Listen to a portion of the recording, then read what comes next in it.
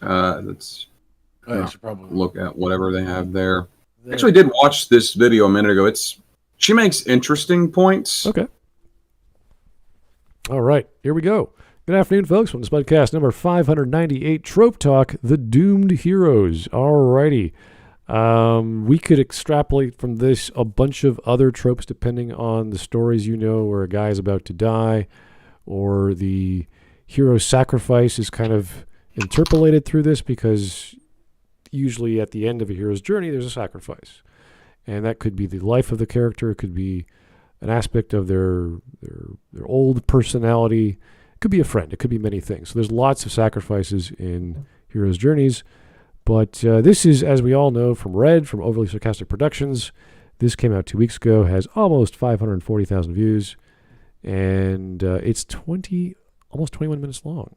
So, I don't know, guys. Do you know any doomed heroes in all the stories, movies, games, anything that you have seen or heard that makes a impression that you know exactly what she's going to be talking about?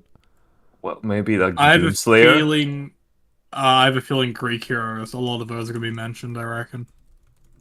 Okay. looks at Hercules. Surprisingly not. Like her YouTube channel.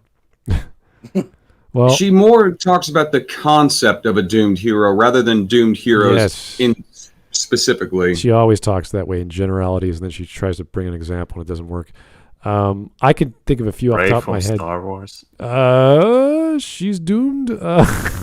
She's doomed to never be liked by the majority of Star Wars fans. Oh, that's not what I mean. There was potential for her character in the first of the Disney trilogy, and then they threw that potential out the window with The Last Jedi. Okay, I was thinking video games. I know a few that have that ones that you guys might know. Planescape Torment, the entire story is about discovering how to die. So you're pretty much doomed to hell. And everyone knows that because you're a horrible, horrible person from your past lives.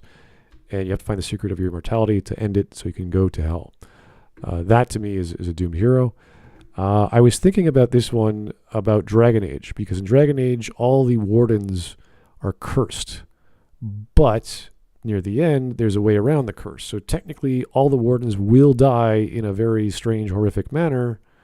But in that story, you can subvert the curse with Morrigan's help. So that's which is gladly accepted. Yeah, I know. It's kind of a strange dynamic there with Morrigan, how she proposes that. I think a video game example would be Red Dead Redemption 2 with Arthur Morgan, the protagonist, because... Yes, absolutely. Tuberculosis in the middle of the game. Good example. And he knows that he's gonna die, but he decides to help out his friend. Yeah, and I would even see that that's a form of sacrifice at the end as well. And that's kind of what we want to do with these heroes or these characters, because they know something's wrong. They know they have to do something to step up to fix the problem, and they have to sacrifice themselves. So it's a combination of they know they're doomed, but they're also doing the heroic sacrifice at the end of the story. Which also reminds me of, just because I know this one, I played it a decade ago, the Persona series, there's usually some sort of death. With Persona 3, the character chooses to become the seal to keep some evil god from escaping, and he has pretty much a month left to live, and he just lives his life at school just with his friends, and he just dies on the roof of the school. And Personas gets weird. It's all the games are very strange. It's true. So I don't know if she's going to go the route of sacrifice or the plague or radiation. There's all kinds of weird ailments that a person could have that causes them I guess to you die. could argue another example is the protagonist of Fallout 3, because you can choose to sacrifice yourself in the reactor. Right. Oh. Or you can send lions in and make her do it so you can keep living a coward. Well, the Fallout series is... Or you send Forks in. Right. But that's only with after the DLC. I think it was Broken Steel. Yeah. Which ultimately just added a post game, and you can go clean out the Enclave. Yeah. All right. Here's the Copper Owl. Thank you for the 2. Elric of Minable. I think I pronounced that right. Melnibone. Okay. Is Kirsten... Melnibone.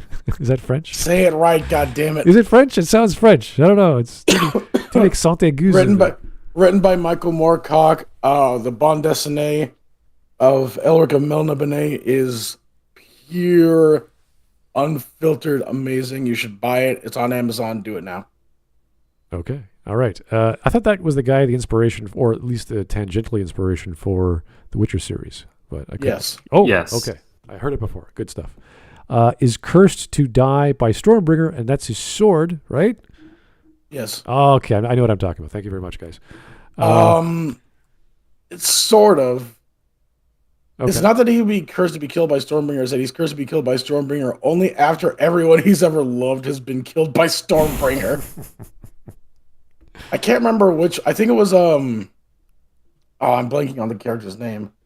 But is this a movie or a story or what? Book series. Book series. Book series. Yeah. Okay. Yeah, I remember like it was after some victory. I can't. It's been way too long since I read these. But yeah, one of Elric's friends, another hero like him, during the Battle of the Conjunction of Spheres, they had scored a major victory, and right at the height of their happiness, Stormbringer turned in Elric's hand and stabbed the archer in the heart and took his soul. Like, without Elric even realizing what happened. Like, goddamn. I suppose another example is Artem from Metro Last Light. Even though I know that's not the canon ending, but it is the better ending. I'm Artyom. Where you have to fight off the Reich from the D6 facility, but they overwhelm your forces, so you just blow it all to hell. Yeah, I was thinking of there was Jay Jameson in the chat says I think Kane from the Legacy of Kane counts. I was like, okay, maybe. I was thinking more of Raziel of the third game, where he's doomed to go through the spirit realm and fix the problems of the world and all the jazz that you have to go through, all that crazy prophecy or whatever it was. So lots of characters we can relate to. It's usually a hero doing a heroic thing, a sacrifice to make it more dramatic. If you have a thing like a virus or a plague or a contagion or something that's causing an ailment, you should do something dramatic with it outside of, well, this is going to happen and people are going to die. Not very fun, not very interesting. Got to do something with your ideas. So whether it's a biological issue, I think was it Guts? He's cursed by the curse mark to be. What's his actual? The brand of sacrifice. Yeah, the brand of sacrifice marks him as a sacrifice for the God Hand. There you go. And it doesn't matter how he dies; his soul is destined to be tormented in hell for all of eternity. There you go. So, yeah. So might as well do what good you can while you're alive. Well, yeah, I guess that's the way when heroes are sort of like, okay, I have nothing else I can do. What's that? I just thought of one. What's that movie with the? It's called The Core, I think. They create this train pretty much to go to the center of the earth to get it started again. And oh yeah, I remember that. It's The Core, yeah. Really weird story, and they're all pretty much going to die, but amazingly, the last train attachment manages to ride the exploding wave of lava. Back to that's dumb, but it sounds entertaining. It's really dumb. I remember the best thing about that movie is the guy who's recording himself. Yes, Hawk, I was just about to bring that up. I love that. Yeah, and he goes, "Why the fuck am I doing this? No one's ever gonna hear this." Yes! And then he explodes immediately afterwards. It's fucking amazing. Yeah. It's how they I want to how save I feel, the Earth's core or something like that. Yeah. Yeah, he goes, "Yes, I'm trapped down here in the Earth's core, and like, why the fuck am I even recording this? No one's ever going to hear this." And I feel that that's like what like Hassan Piker thinks every time he finishes a stream. If only. Well, that and checking under his bed for Sam Hyde. Yeah, the Candyman. Because he's actually going to fight him in real life. Really? He's going to kill him in real life. That's... No, skin him alive. Is he going to Scotland? What's he going to do? Is he going to travel to Northern Europe or what? Wait, travel to other Europe? Northern Europe. Yeah. Other Europe. That's the good one. The other world. That's mentioning Scotland reminds me of another example. William Wallace in Braveheart. Oh, we all know the history of what happens to William Wallace. And obviously Braveheart doesn't even show any of that history, so that's okay. RIP. I mean, it's still a good movie. William Wallace. He was better than Mad Max. I could say. What was it? Yeah, I preferred William Wallace and Mad Max too, Mark. I To could, be honest with you, William Wallace in reality was a lot more badass than what Mel Gibson made him. It's just the problem that William Wallace was. Well, no, the problem was William Wallace was paid by the English to kill Scottish people. Based. I was gonna say Didn't he betray the English though? watching any of the soccer No, teams. we just the English just got tired of paying him, so killed him. I think we were very close to the Jews at that point, Yeah, so it's- we didn't like paying people money. Betrayal. It's basically Betrayed the me. mark of reprisal from the American Constitution that you could just pay off enemies to fight other enemies. It's like, yeah, here's some cash. Go I kill each mean, other. that's pretty much just privateering the profession. Leave me the here. I'm going to pay you $500 to fuck off.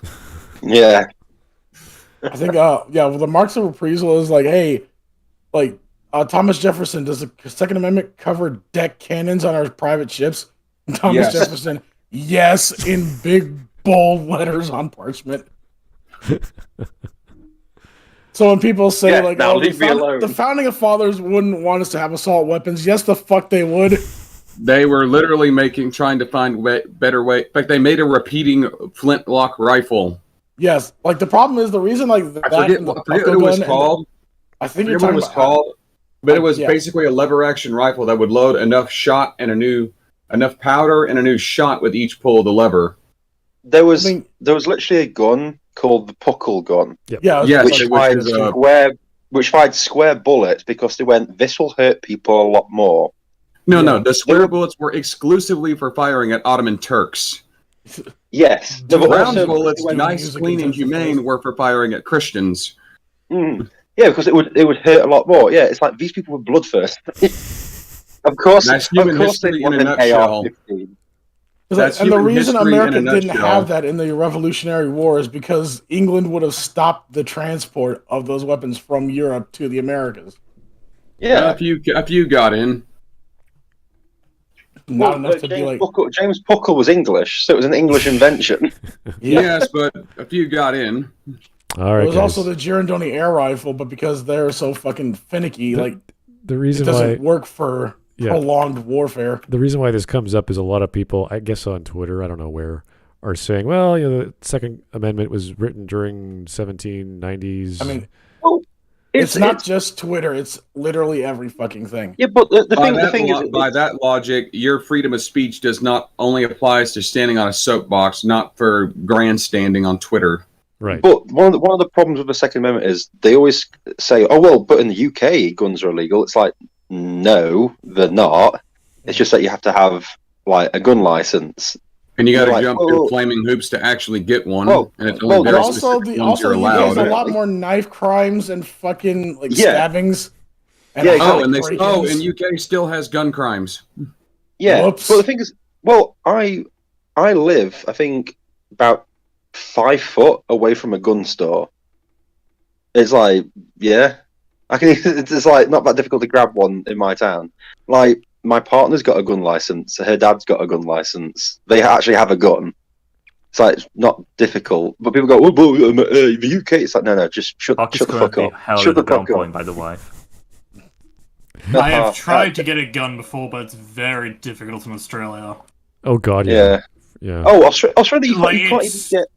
You can't even it's- get. You know, it The wasn't that uncensored long version of ago Dead. in Australia where Yeah. where people were making machine guns in their freaking garage to go sell to the Australian military. Oh, you mean Honestly- Evelyn Owen? Yeah, he made a machine gun in 22, then he left it in a bag outside of his garage. Then, With the amount a of little shit that's while trying later, to kill you down in Australia, you should have every fucking gun. I had I a don't- run-in Very with a fucking paranoid schizophrenic the other day. The only reason I don't think he attacked me was because I was carrying my work bottle, which is a massive steel water bottle. Is the only reason I don't think he actually attacked me or anything. He just fucking did his schizo stuff. The reason he didn't attack you is because he thought you were an emu in disguise, and Australians are frightened of emus. First of all, okay, it's cassowaries. PTSD. Come on now. Cassowaries are Correct. evil. The Great Emu War. All right, Yeah. guys. I think Oh yeah, the evil war. I forgot about that. let's get started For with the dark times. with You lost Red. the war to birds. So 21 minutes. Here we go. Red is going to talk. Lots of stories draw their audience in by asking one fundamental question. How is this going to end? What dreams and Not goals well. will our characters accomplish? What exciting schemes will come to fruition? Who will end up kissing whom? An ever-present struggle in storytelling is how to keep an audience engaged with the story, and one of the most efficient ways to do that is to give them a big old question mark at the end of everything they're invested in. They might care about a character, but surely they'll care about them even more if they don't know if the character will even survive the story. They might wonder about the solution to a mystery, but they'll keep watching forever if you just dangle that answer a few episodes ahead of them the whole time, promising it'll be really good. They might care about a romantic subplot, but you can use that to keep them hooked if the couple keeps getting distracted by breakups and miscommunications and they never actually reach a stable dynamic. This school of thought is roundly frustrating. It frequently exposes a level of insecurity in the story itself, feeling the need to lure an audience. Wait, what are we talking about? Why is it? Apparently, building up plot dynamics is leading people with a carrot on a stick now. Most stories have carrots on sticks. They're called plot devices. You want to go, oh, this is what's going to happen later. Let's find out. And Exactly. That's not to mention she's kind of drawing out this point she's making. I don't see how that's... it can be frustrating when you drag out a plot point for longer than you need to. Right. But at the same time, you still have to have build up to continue your story, whether it's a movie, a game, or an overarching series. I wonder what she considers insecure. Is she saying her reaction to watching a story whose pacing is too slow makes her feel insecure?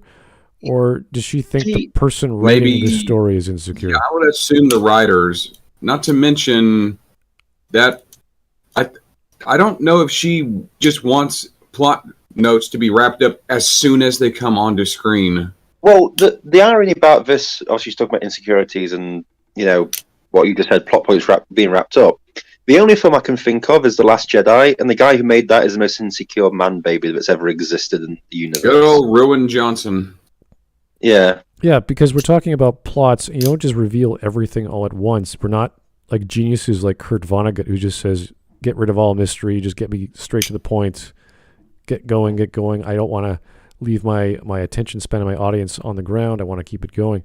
So there's different ways to tell a story with an ongoing plot that people are aware of, that they care enough for the characters to keep watching or keep reading. That's just like if you're reading a story, watching a movie, and you're getting bored, there's many reasons for that. It's not just the plot is dilly-dallying. It could be many, many causes. So I mean, it's entirely possible of bad pacing in a plot, or could just be your own attention span. There's many reasons, but to say that the writer is insecure is like, how do you jump that leap? Like, that's a weird thing to react to. I would say, okay, the writer didn't know what they were doing, or we're trying to focus on something else. We talked about many films that there's so much dialogue, or the scene is so slow, but that's kind of the point. We have like you need slow moments in an overarching series or a movie or a book. There's nothing wrong with just taking a moment to sit down and just let your characters interact with each other. Take a minute to breathe. Yeah. One example of this is in the second Marvel Avengers movie, where after the big fight scene in Somewhereistan, Europe, going after the Hydra Doofus Brigade, they're just sitting around the Avengers Tower, shooting the shit, taking turns trying to lift Thor's hammer. That's a slow moment. That's a moment where the characters can just interact with each other and have some camaraderie. Right, and you need that lull, like we talk about Quentin Tarantino movies where he has lots of big, long scenes of dialogue or one set, and they just talk and talk and talk. You don't know what's going to happen. And that's alleviating tension. All of a sudden, boom, someone gets shot. You're like, whoa. It brings it all back. So in Django, Unchained was an example of that. There's lots of those scenes. I need to watch that. I've heard that's a really good movie. Really plays into the old spaghetti westerns. Yeah. God, it's Django. The D is silent. Yeah, it is Django. Django? It is pronounced Django. Django. You do not pronounce the D. Like Django Fett, you don't pronounce the D. And yes, I know I see that. letters. I pronounce She them. says it. He literally says it in the movie. That's a line in the movie. The D is silent. I see letters. I just pronounce it. Man, Smud would have a terrible time in Nordic countries. That's just how I roll. You should to put that on a T-shirt. I see letters. I pronounce it. Yeah, it's gonna be misspelled all the words. Has to be the kniff. What? The kniff? You mean the knife? Okay, sorry. Oh, you like the French knights from Monty Python? Knigget. What? Smud's favorite dinosaur is the pterodactyl. I'm more God, of a little gnome. I'm surrounded by gnomes. What's a gnome? Well said, Hofke. That's probably an actual name in a certain language, but anyway. Also, Smud, you see letters you say like, how many fucking silent, fucking weird ass, fucking X's are in the French language, but you don't say them? French is not a real language. The French are not people. Yeah, I was about to say that. Okay. But they are for the purposes of my argument, so I'm going with it. All right, here's Steven. Thanks for the donation, sir. A Royale with cheese, great little scene. Oh. Yeah. Yes, the Royale with cheese. Okay. Or as Smud would pronounce it, the Royale with cheese. No, it'd be ESC. Royale. The Royale with Ches. Is it? That just sounded wrong. Yeah, I want to have my Rasselette Canadian. with bourgeoise. Yeah, okay. Anyway. Along with a promise that eventually things will get good and make sense rather than letting the story just be good the whole time. Oh, There's a lot to be said for a story with an intriguing and unknown ending, but if a story pins all its quality on the distant finale fulfilling everything it's ever promised along the way, you run the risk of a story ending so badly that it retroactively ruins everything it ever did to build it up. Some stories will instead rely on incremental progress. Okay, I really do like how they did this. Oh, a piece of candy. Like that actually is mildly amusing.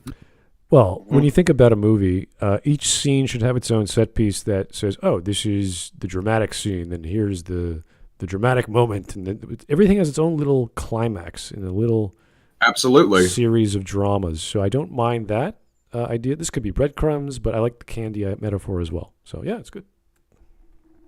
What about bread candy? Bread candy works too. If you're Italian, there's panettone. You got nice Italian Christmas loaf with candied, dried skins of fruits, which are delicious. What is this? Is this like some kind of pastry? It's a big course Smud knows about actual fucking bread candy. Like I didn't even know there was a thing called bread candy. I'm assuming this is like a pastry tart. No, it's a loaf of bread. It's a big, round, tall loaf of bread. Panettone. Candy and diabetes. Diabetes for sure. It's, you know what? It just uses lemons and raisins and maybe figs, but it's super sweet and it tastes fantastic. It's really soft. You'll love it. So fruit and bread, basically. Basically egg bread, yeah. Very fluffy. This sounds like something you would have with your breakfast. You could totally do it. I've made panettone, yes. and I've used. I would. This sounds like something you would use to make a cinnamon toast or something. Yeah, you could. I tried this once and it killed me. You use it for French toast, and it's French toast is already sweet as it is. Not necessarily, depending on the bread you use, and this is what I mean. The fuck are you talking about, Smud? When you take panettone, it's smothered in egg and syrup. Of course, it's sweet. No, it's you don't have to sugar, egg, cinnamon toast. Okay, what? maybe in Canada it's different, but when we make French toast, we just use the egg dip. We don't put the syrup in the egg dip. You don't. You put sugar. You put the vanilla syrup over the French toast. Yeah, after. But it's cinnamon and egg. But it's you friggin' dip toast in egg and then smother it in cinnamon and friggin' fry it on the stove like a pancake. Yeah, but it's not full of sugar until you decide to put like powdered sugar or actual maple syrup on top. Then it gets really sweet. But if you use panettone, it already has all that sugar from the fruit, and it will wake you up. You'll probably not be very healthy the rest of the day. You have to have some bacon and eggs before probably to help you out there. But it's not a good idea. Anyway. That sounds like a breakfast of raw protein, sugar, and carbohydrate. Actually, that's a balanced breakfast. Protein, sugar, carbohydrate. Okay. I don't think so, but sure. Minus sugar. Yeah. That is technically a balanced breakfast. All right. It's well, not balanced in the right way, but it is technically a balanced breakfast. Here's some sugar. It's balanced as in it won't tip over. The sugar Just brings a it down. balanced, average American breakfast. Yeah, Yes. there you go. That's a great. I don't even eat breakfast. All right. Well, try not to. If you're really hungry, that will just blow your cholesterol up. But anyway, let's keep going. My cholesterol's healthy. Little Shut up, victories liver. along the way rather than backloading. Romantic subplots will progress and resolve. Arc villains will be defeated in season Tangents. finales instead of series finales. Episodic plots will have episodic happy endings that don't get undone. Questions will be answered without greater mystery caveats. In these stories, even if the full-blown ending is a little lackluster, there will still be value in a rewatch because the story did more than just set up the finale. It didn't pin all its hopes on one big question, and it gave the audience and the characters tangible rewards for sticking with it. There will still be overarching questions, and most likely how will it end is still a core question the audience is expected to ponder, but it's not a carrot on a stick drawing the audience forward. If this kind of story ends with "and the adventure continues," the audience— Wait a second. You're telling me a mystery is not a carrot on a stick? Really? That is literally a carrot on a stick. Like, hey, what's this over here? What's going to happen at the end? I don't know. And if she said, well, some of these questions aren't answered, that's not a good story. You want the questions answered. I take it this person would hate a show like Avatar: The Last Airbender, since that is literally meant to be watched from episode 1 to the finale in order, because one leads into another. Well, I think some of those shows, it's not episodic storytelling, although some of them are just sort of tangentially there. And it's like, okay, this subplot occurs, but has nothing to do with the main one, like the romance stuff she was referring to. The problem is, for some bizarre reason, the romance is all connected at the end of Avatar. Yeah, that really wasn't done very well. Well, when you have people, they're just hooking up with everyone, every other character. It's like, what is this, a soap opera? Like, what's happening with this? So, I feel like the romance angle in Last Airbender was rushed a bit, though nowhere near as rushed as The Legend of Korra. I think that's what I was talking about. Yeah. Please do not mention that show in the presence of human beings. Please and thank you. Okay. All right. No one wants to know about that I've show. only seen the first 2 seasons, and it's well animated. Bad. It's it well looks good, animated. It's well animated. That's what I can say about it. Okay. And she still hasn't really talked about Doomed Heroes, by the way. Not yet. 2 minutes Yeah, in she the hasn't video. yet. Maybe she's going to talk about this the is likely to be Doomslayer. pretty Yeah. We already had a stream about that. We're good. We don't need to go back. Wait, Doomslayer is the eternal punishment. I think he enjoys it, but okay. be satisfied because the adventure thus far implication that they'll just keep doing that fun stuff forever. And then some stories break the fundamental structure of this rule. Some stories tell you straight from the start how they're going to end, and more than that, some stories tell you that they're going to end badly. The hero is going to die, the kingdom is going to fall, the love story is doomed to end in tragedy, a pair of star-crossed lovers take their lives. Now how in the world can that possibly work? How can you ever hope to snag an audience if they know from the very start that your story's going to have a bad ending? Gee, like every opera written in Italy. It's called a build-up. Every German opera. Pretty much half the Every operas. German. This is kind of what I was mentioning earlier, like how All she gets Germans. This is how I was mentioning earlier in our little conversation before we started, how she gets long-winded. On this point here, I can summarize what she's saying a lot faster. Some stories tell you right from the get-go that there's going to be a bad ending. Now, how can you catch an audience attention with something like that? Because it has Proper 9/11 in it. build-up. Well, usually you look at America has a bad ending because of 9/11. Okay, wait, whoa. We have genres associated with stories, and we look at the genres, and it says tragedy. We go, oh, something sad is going to happen. We don't know when. So Shit. No, It's gonna I hit look the at tragedy fan. and think, oh, I'm going to laugh at that. Smud's pronounced tragedy. tragedy. You're right. Yeah. Yeah. Okay. A tragedy. You see letters, you pronounce them, right? Okay. You really ought to put That on a is t-shirt. correcto. Here is Kyogress Hideout again. Thank you for the one. I think what Oh my she's God, What? it's oh, Kilgrist. that's not how you pronounce it, but anyway. Go on then. I think what she is trying to say, a story that doesn't completely fall apart solely due to a shoddy ending. I don't know if she's trying to say that. She's trying to imply that there's a preconception that something's going to happen at the end that's bad, like the world's going to end. Like you can have a you can have a story that's a tragedy and have it still have a shitty ending. You can also have a great ending.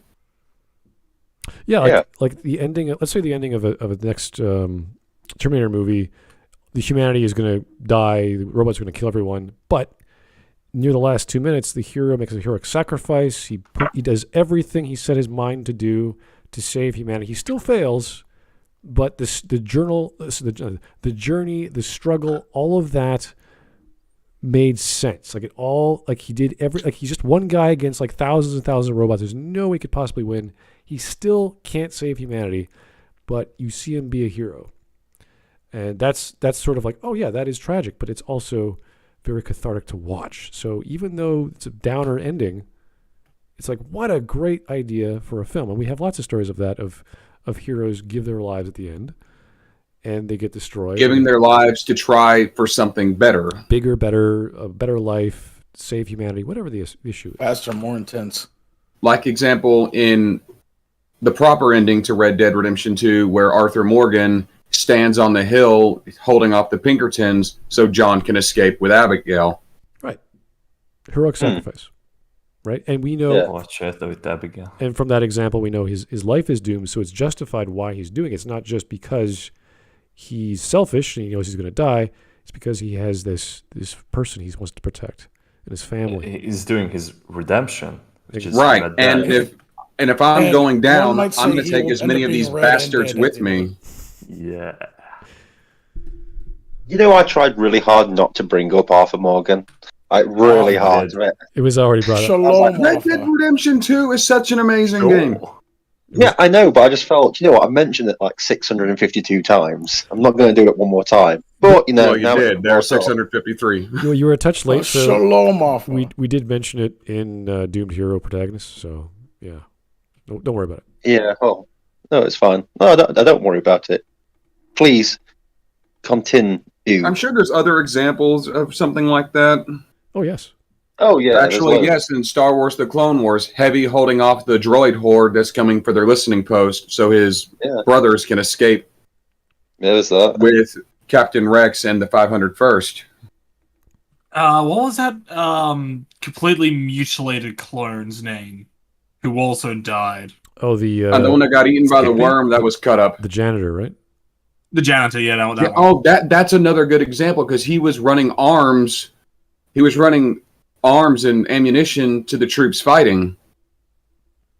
Yeah, but he was still... That's another good example on the Siege of Camino. See, that's a great example of a hero that he can't do much as a fighter, but he's doing what he believes is good for his brothers and sisters or whatever. That's all he could do. So he's doing it as well as he can, and he's willing to die for that as well. And that's what I mean by having a story where it's like, yeah, this guy can't do anything. He's not going to do anything for the helping stop the forces that are coming for him, but he's doing what little he can. And he can die at the end, and it's tragic. It's like, wow, but he was a hero. And that's what's beautiful about these stories. So I don't see why downer endings are bad if they're done properly, and her explanation is kind of wishy-washy to begin with. So, well, the thing is, what she's trying to say is, how do you hook an audience in with something that you know is going to be downer? It's like, well, with good storytelling and great characters.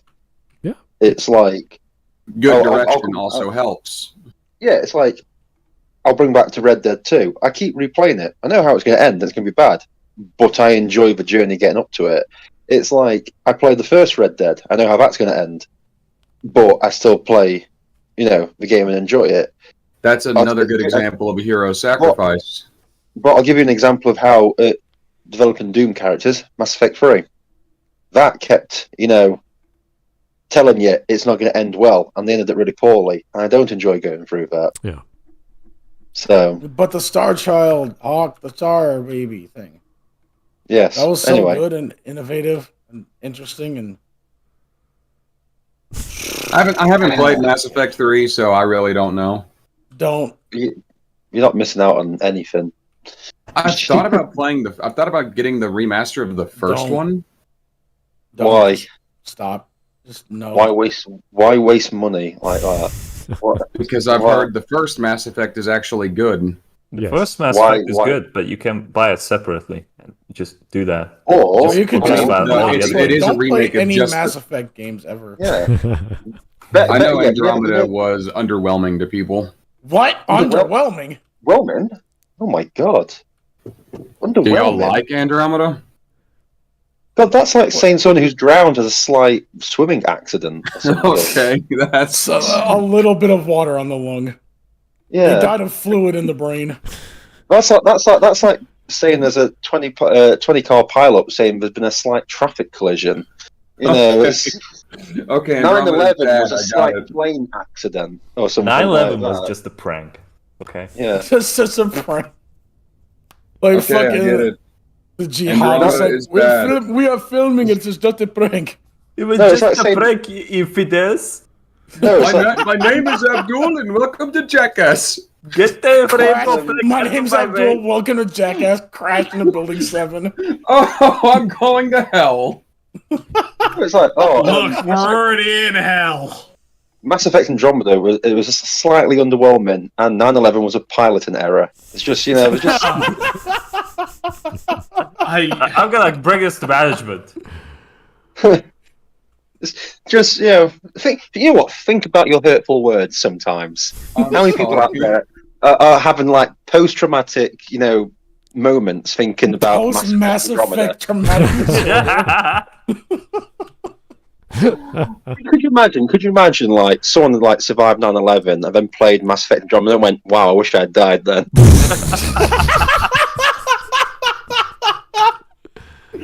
Oh my god. That's one hell of a statement. If I had known I'd have to play through Mass Effect Andromeda, yeah, and I kind of wish the sniffer dogs had never found me. I just starving to Damn, death, Hawk, I lost 2 of my extra lives. Fuck you. starving to death, and thinking that I'm never going to see sunlight again. Yeah, that was terrible. Than having to watch Cora with her stupid haircut. Oh boy. Oh. Let's try to remember what the hell Red was talking. Oh yeah, okay, I remember what you're talking about. All right. She was getting long-winded. Yeah, she was we giving do. a long-winded explanation onto what a Yeah. tragic story is, I guess. I was going to say I'm not going to say what I was going to say about Mass Effect Andromeda being underwhelming. It's like saying like the Holocaust was a bit of a gas leakage. That's about it. I mean, the real reason Hitler killed himself is because he saw his gas bill. Oh my I god. have seen that is a meme where it's just Hitler crying and it says gas bill final notice. It's like they're gassing Billing. Like that's actually a pretty good way to do dark humor. All right. Well, we don't have the German. Well, we have the half German on, but yeah, we gotta keep going. Okay. Well, I will say one thing. Actually, bringing it Yeah, on. 2 half Germans in here. Developing Doom characters, Boy in the Striped Pajamas. That's a whole story about Doom characters, Yeah. and yet it's not played. You don't expect it. Well, you do expect it. If you know what's going to happen. Yeah, history. But like, it's aimed at kids, and it starts off all like a little kiddie film. Then really, it just turns incredibly dark. It rips your fucking heart out and says, "You want this? Tough." Mhm. All right. Yeah. Let's see what she has to say about I compelling personally stories. believe that we should emotionally scar children to teach them hard lessons. Based. Yeah. I mean, that's what every fucking fairy tale was up until the 1900s. Yeah, that is a good point. Yeah. Anyway. Okay. On to Red.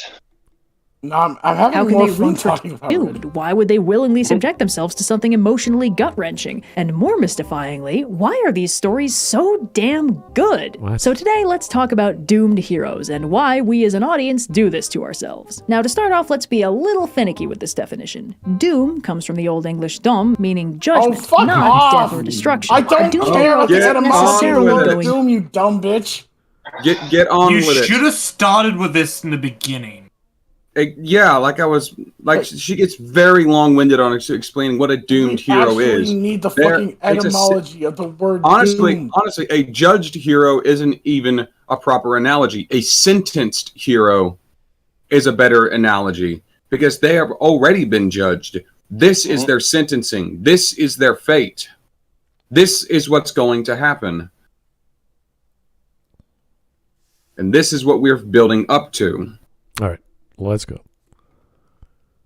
To die, whatever it is sealed from the beginning and usually not super fun for them. This is what distinguishes the doomed hero trope from just being another flavor of tragedy. A tragedy is defined by having a sad...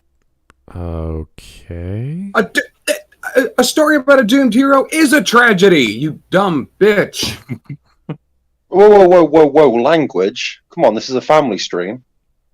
I don't give a So fuck. wait, Fuck so your family. she says it's separate, but there's also a Venn diagram when they're connected. I'm like, okay. Venn A diagram story is about a when Red doomed Dead hero Redemption 2. Is a tragedy. Thank you, Kamala Harris, for the Venn diagram. Anyway, back to the fucking point of what you're talking about. Oh, God. Back in the vagina, Camel. Okay. bad ending, but defined by telling us the ending at the beginning. There's obviously overlap, but they're defined by different core properties. The hero comes prejudged. The appeal is not in wondering what is going to happen, but how it's going to happen, because we know from the beginning how their story is going to end. And there are a lot of ways the audience can acquire this information. One of the most common contexts we find doomed heroes in, unsurprisingly, is prequels. In these stories, the original narrative is the doom facing the characters in the prequel series, since the end of the prequel has to set up the beginning of the original. Does she mean prequels in general, or she means Star Wars? I think she's talking about prequels in general, because the first thing that came into my mind was... But she's using Star Wars as a core example, though. She said the prequels. I'm like, wait, what? I heard prequels. Well, yeah, she started... I only heard... Okay, I heard prequel as well, and this is the second time I'm watching this, but it's like... She's referring to explicitly Star Wars here. Like, that's a good example, but surely that's not the only example of a prequel leading into a doomed hero. Appeal is not what is going to happen, but how it's going to happen, because we know from the beginning how their story is going to end. And there are a lot of ways the audience can acquire this information. One of the most common contexts we find doomed heroes in, unsurprisingly, is prequels. In these stories, the original narrative is the doom facing the characters in the prequel series, since the end of the prequel has to set up the beginning of the original. Anyone we recognize from the original is doomed to become whatever they were in that story, whether that's villainous, dead, a soon-to-be-dead mentor, or maybe even something that isn't. It's not doomed. We just know it's going to happen because it's a prequel. I mean, I guess in a sense they're doomed to this fate, but that's the point of a prequel. All that means is that you're setting up what's happened before. That's it. Yeah, but it's just a bit like Obi-Wan Kenobi is doomed to being alive in A New Hope. Oh, okay. Well, he's doomed to being old hermit living in a sandy shithole that is Tatooine. But that's not doomed to be in the Kenobi miniseries by Disney Plus. But that's not a... Which is... So really, that's just mediocre. I don't think... resident of Florida, really. That's just saying you know what's going to happen. It's not a good or bad thing. It's just that's what happens in the story. He's not cursed to be an old man. Of course he's going to be an old man. He's older. I guess a good example for the doomed hero is Dooku from Star Wars. I recently watched the Disney Plus Tales of the Jedi, and there are a few episodes dedicated to Count Dooku's fall from the Jedi Order, and it's really good. But it's Dave Filoni. You would expect it to be good. Yeah, but it's not really like doomed. When I think of like doomed characters, it's like their story is like does not have a happy ending with stuff as in like, all right, they may turn, you have characters in prequels that turn to villainy, yeah, but they're not really doomed. They're just doing what they're gonna do. Whereas, like, say with like Arthur Morgan, he's doomed to death because we know he's not in the in the original Red Dead. So he's doomed to some sort of fate. Yeah, characterizing that as doomed, though, is wrong. Like, the problem with this concept is the prequel is boxed in, that you can only go a certain path eventually. That's the problem with the third movie in the Star Wars prequels. Last 2 minutes, boom, we got Darth Vader. You're like, what? Because he melted his skin and his body, and now he's in a suit, and that does explain why he wears the suit, but you kind of rushed into that. It's just like, okay, he's Darth Vader now. That's so dumb. That is this dumbest shit. What have I done? No. George. The setup was horrible, and then we get a little bit in the Rogue One ending, and you're like, oh, that all led up to that, and then you get that stupid series with on his lava castle world, whatever the hell it is. Yeah, let's forget about that. Yeah.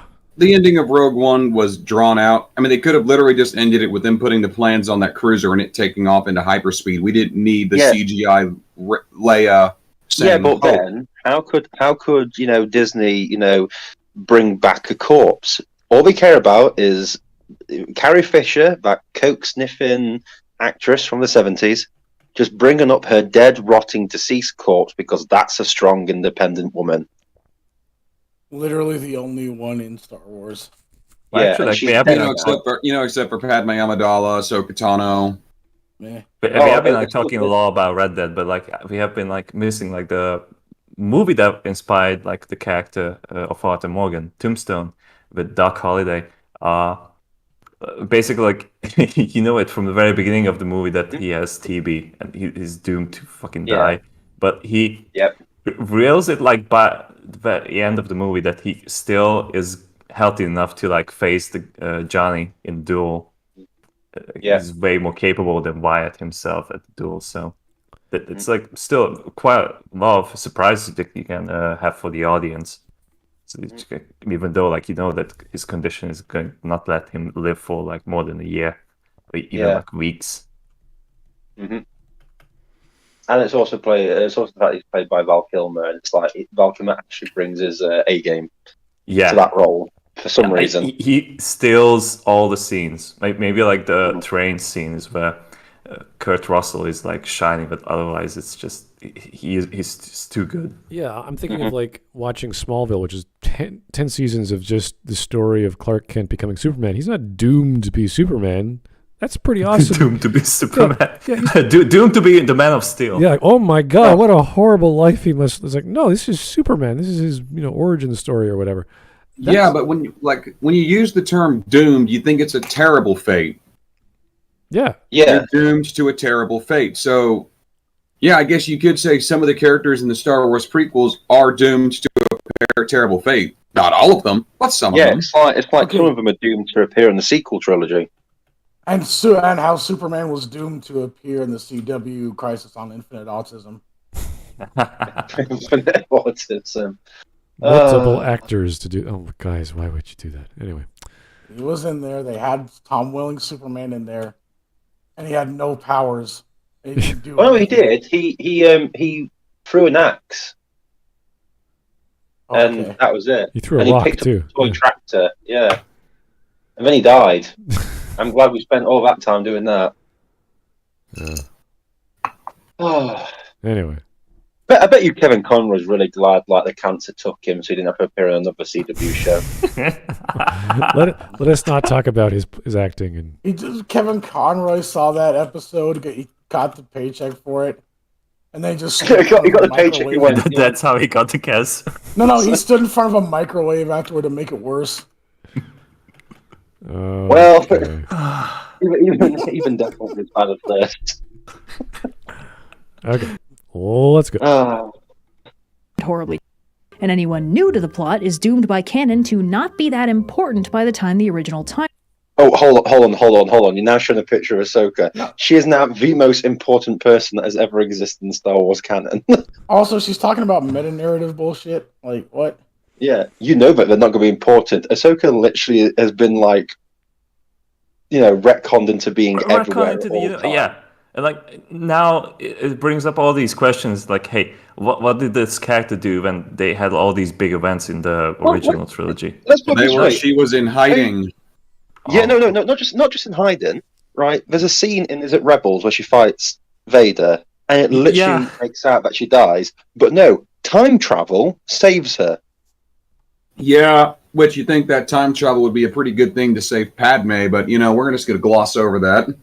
Well, let's just put it this way: the hyperdrive kamikazing is a thing. So time travel is not the weirdest shit that they've done. Okay, that was a million. That was a good looking scene, but you think you could have done that? Oh, I don't know, 10 minutes ago. Yeah, I'm not gonna give excuses to fucking morons. Yeah. Also, fuck that. I don't think it looked good. Yeah, no. It looks good. Yeah, but so did Buffalo Bill's skin suit and everything. Oh,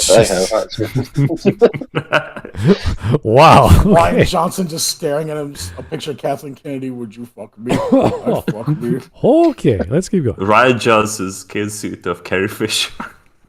Oh no. Timeline rolls around. Protagonists can give us a very comprehensive understanding of what fate we can expect to befall our heroes, because we've already seen all the details of what happens after. And because of the way stories are structured, typically with a problem at the beginning and a solution at the end, the world we know from the original story often starts off in a pretty bad place. Okay, so let's like a movie like Memento. It's told in reverse, so what she just says is the opposite. It still applies, but we just think in opposite ways, so... Bad thing will happen too bad. Opposite ways. Yeah, it's exactly the same way, just backwards. Okay. You're not stupid. We just think in opposite ways. Which has to end in that bad place. The question to go catastrophically wrong to make this setting happen. How does the evil emperor rise to power? What causes the apocalyptic event that leaves the post-apocalyptic world shattered? How is this powerful family line wiped out so thoroughly that only a single long-lost descendant makes it to the original story? Prequels handily illustrate a truth that applies to all doomed hero stories. Knowing that it's going to end in tragedy changes how the story is No, it doesn't. It's just a prequel. They're just doing whatever they wanted before the time of the previous story. That's it.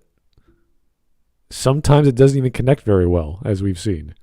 So why does that have to be good or bad? It's whatever the story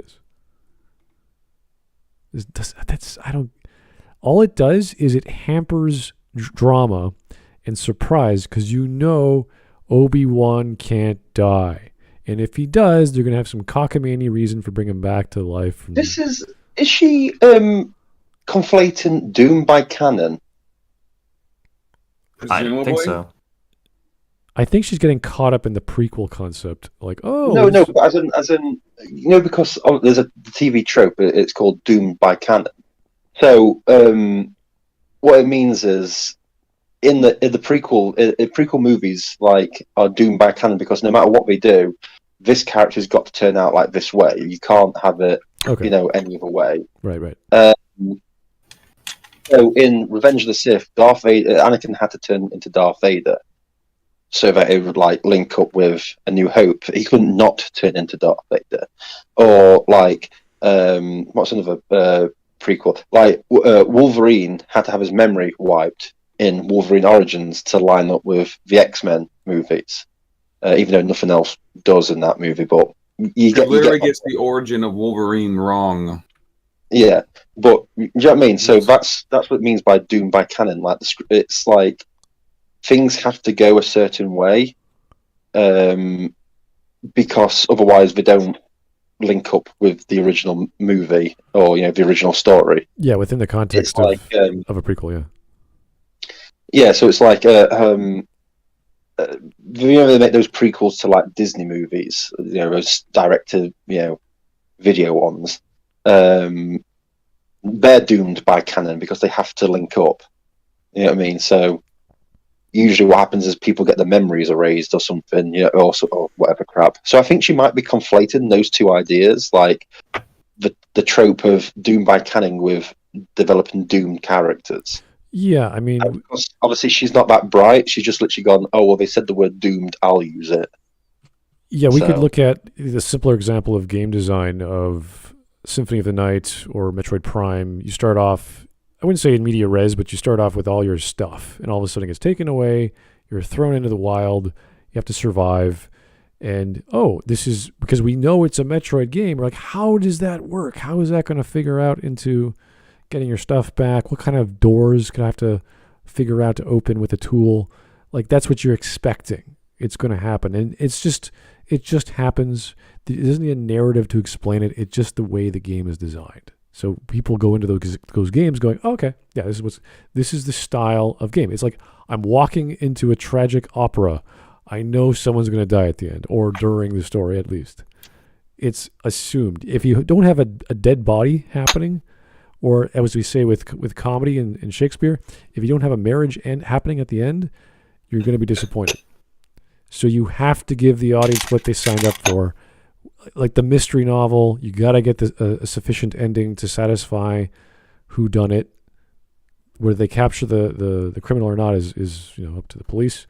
But the detective figures it out, tells the audience, at least in some capacity, whether it's in passing or there's a big round table and everyone gets involved. You have to give the audience what they want. So I don't know where she's going with this. This is kind of like, well, I wouldn't want that. It's like, yes, you would. I think she just went on to tvtropes.com and is just reading Cliff Notes. Most likely, yeah. Yeah, we've said this before. But another thing, like, you could say about is in how certain, like, horror movies, they're pretty much creating doomed characters. It's like, well, take a look at The Thing. Oh, yeah. All the characters are pretty much doomed.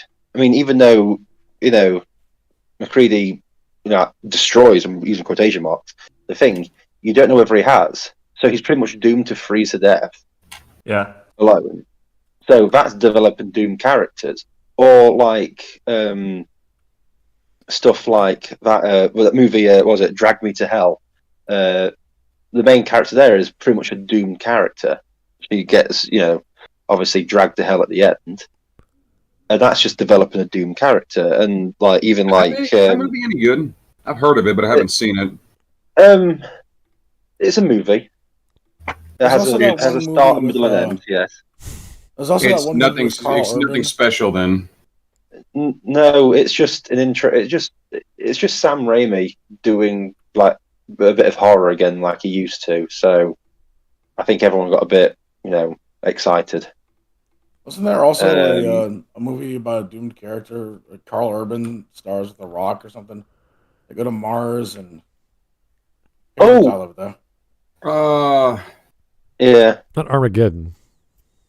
No, Armageddon. They're going to take out an asteroid. I think it was technically a Disney movie called Mission to Mars. I think. No, it's not that one either. It's that's a weird movie. Like I said, it's Carl Urban and The Rock. They go to Mars for some reason. It's called Doom. It's in the future. Yes, we know. Yeah. Got the joke. I got the joke immediately. I know what you're talking about. Okay. Yes, they are Doom characters. The Rock was also in the Doom movie. Did you know that? Yeah. Okay. He has a musical number in it. I actually didn't know that. I haven't seen Dune. Haven't you? Oh, well, I'll explain it to you. It's a movie. No, it's not. I take it it's not anything exceptionally good. Oh, it's got a start, middle, and end. But the less about any of those parts, the better. The credits are all right. It has one good scene in the entire movie. Yeah, it's when it goes to the end. Okay. There's also that one movie set in the far future. It was like in the 80s. Had Sting in it. It was directed by David Lynch, I think. Oh dear. Can't remember. Captain Picard's in Demolition Man? Yeah, Captain Picard's in it. I don't know. What is that? Oh, Every breath you take. Those are Dune characters. Never mind. I'm sorry. There, you fucking dickhead. Anyway, let's keep going. I actually got that. Up. If we watch a prequel with no context of the original and treat it like a standalone story, the pacing would feel really weird. No, it wouldn't. Why would you say that? What? That's just what you're just describing as an example of why the Star Wars prequel trilogy isn't very good. If you watch the Star Wars prequel trilogy as a standalone film, like, this is kind of weird. But the pacing has nothing to do with what's going to happen in Episode 4. Yeah.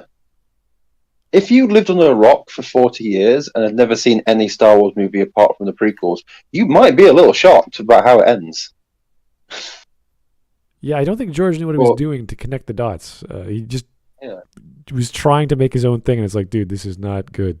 Well, he does claim, like George Lucas does claim that like the way you should watch the Star Wars movies is from the prequels. Oh, really? Like for new viewers, he's recommending that you should just start with Phantom Menace. But that's kind of bullshit because all the elements that you're building up to are from the original trilogy. That like who Obi-Wan is and all these events that's gonna correspond with these characters. But so the prequels by themselves kind of fall flat in the question of tension. What a strange thing to say. You know the best way to watch Star Wars movies nowadays is switch off your turn the TV TV and off. go outside. Yeah. Either that or just kill yourself. Jeez, okay. But Let's how not go can I that kill far myself just if yet. 9/11 happened already? Yeah. Okay. Let's keep going. We're almost 5 minutes in. This is good. We're almost halfway done. By building towards their finale, planting a lot of disparate parts, and then letting everything come together in the end when all the established themes, fun power-ups, and character arcs weave together into a Fun power. Power-ups? Are we playing a game? Are we playing Metroid now? What's that? What are we playing? Mario Brothers? I'm lost.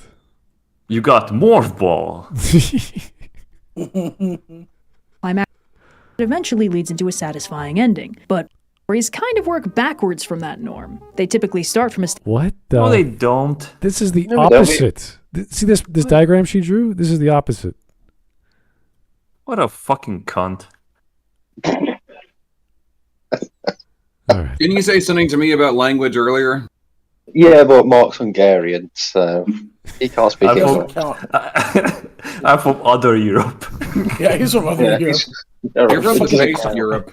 Fucking outer Europe. You come from inner Europe, so it just doesn't count anymore. He comes from based Europe. You come from not based Europe. Okay. He's from an island. Come on. Yeah. The UK doesn't count as Europe. Yeah, no, we Okay. left it years ago. They count. That's They true. get a pass on. They get a pass on some things. Oh dear. Yeah, at least we're not French. Ugh. Yeah, Good this point. is also true. Convert all your euros to pounds. That's how it goes, guys. All right, let's go. And then stable convert all status your quo and then pounds to progress towards the FTX. finale by falling apart. If a typical story starts with a problem and ends with a solution, a prequel starts with a solved situation and ends with a problem.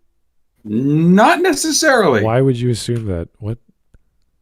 In egregiously peaceful And state? since we're What? on the Star Wars kick, what about Star Wars The Phantom Menace is a problem solved? It's literally about the Sith returning and causing all kinds of bullshit. That's a You problem. could have. They solved the problem of having to pay, fucking Liam Neeson a lot of money. Yeah. A doomed hero story ends in an unstable arrangement.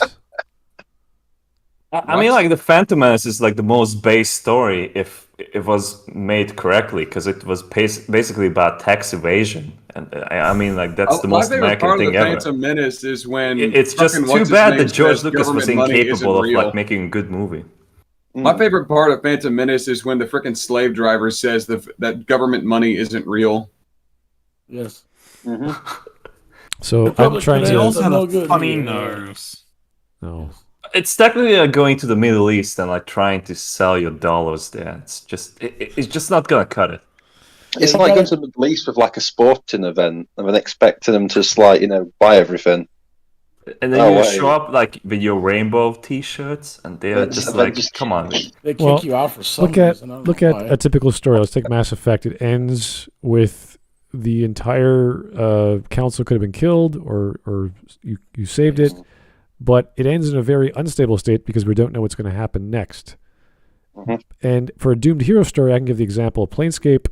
Depending on how you played the game, you always end up in hell or actual dead, but you end up going to hell anyway.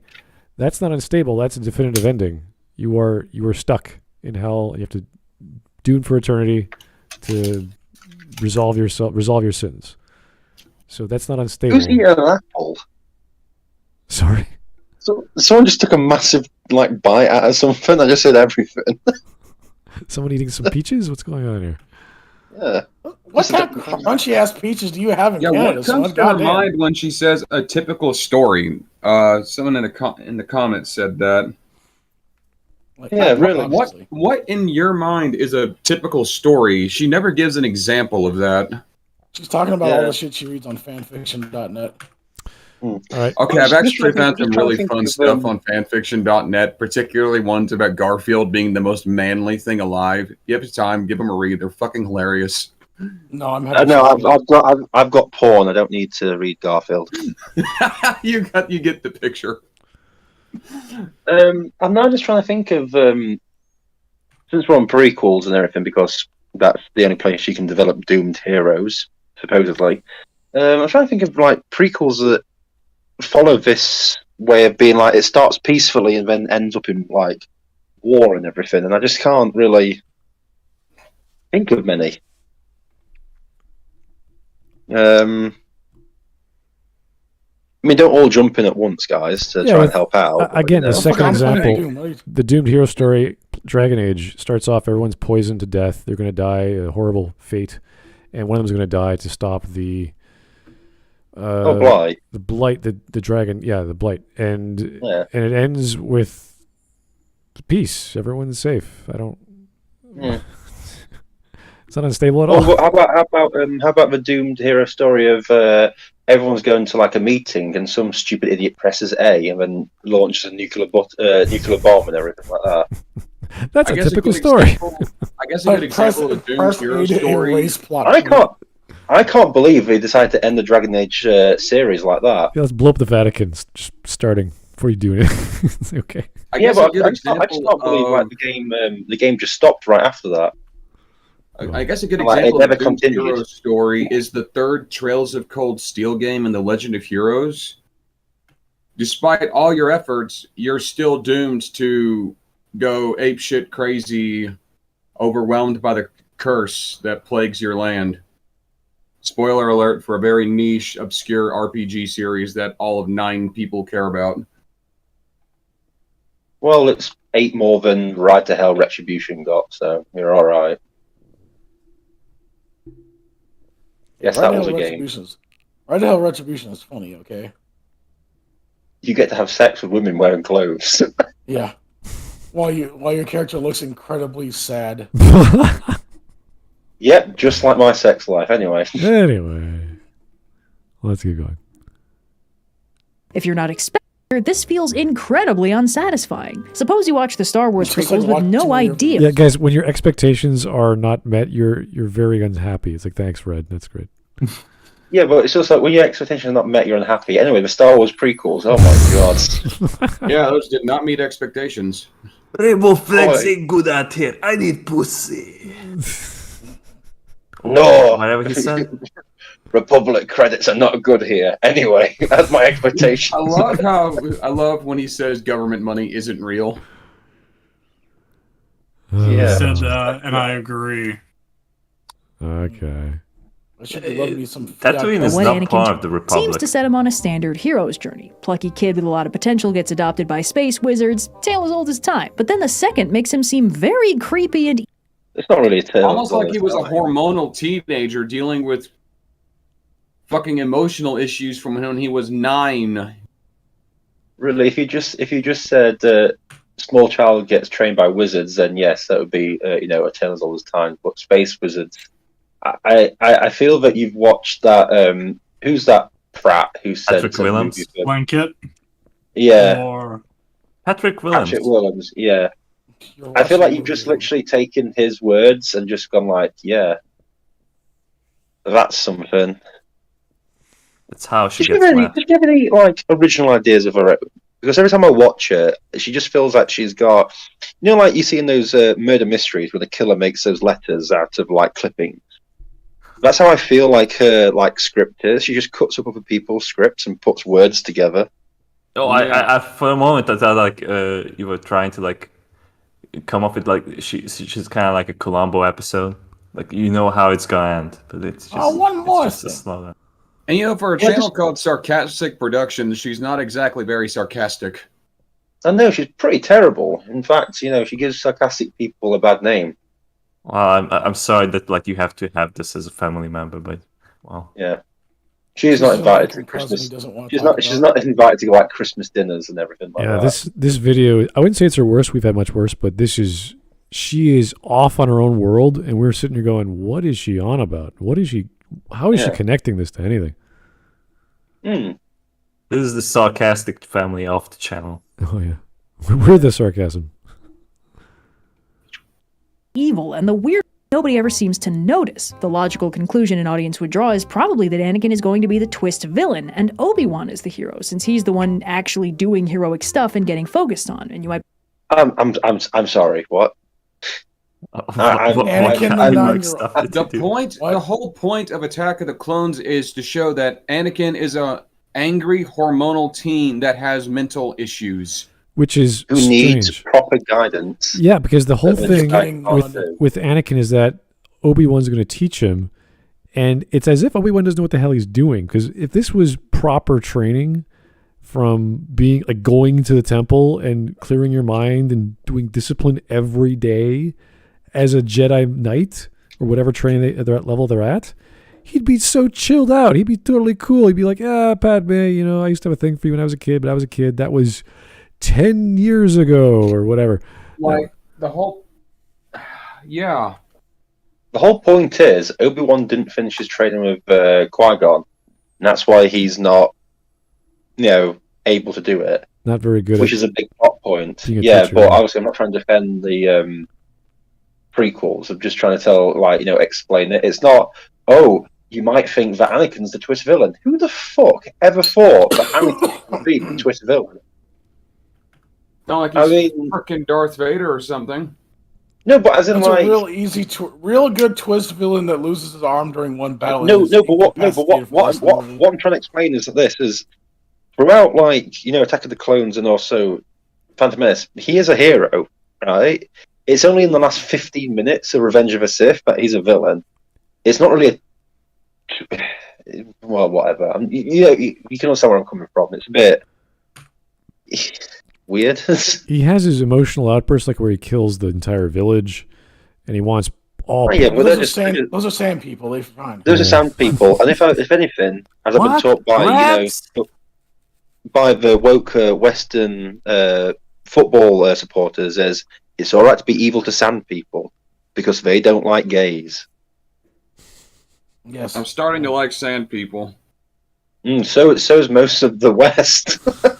All right, here is the Copperell. Thanks for the 5, sir. I saw a kung fu movie where the hero is killed because the villain believed that revolutionaries are fated to die as martyrs.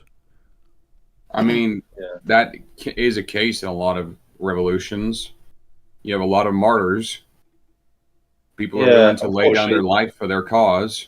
Or if you're even unwilling to lay down your life for a cause. They're still going to let you...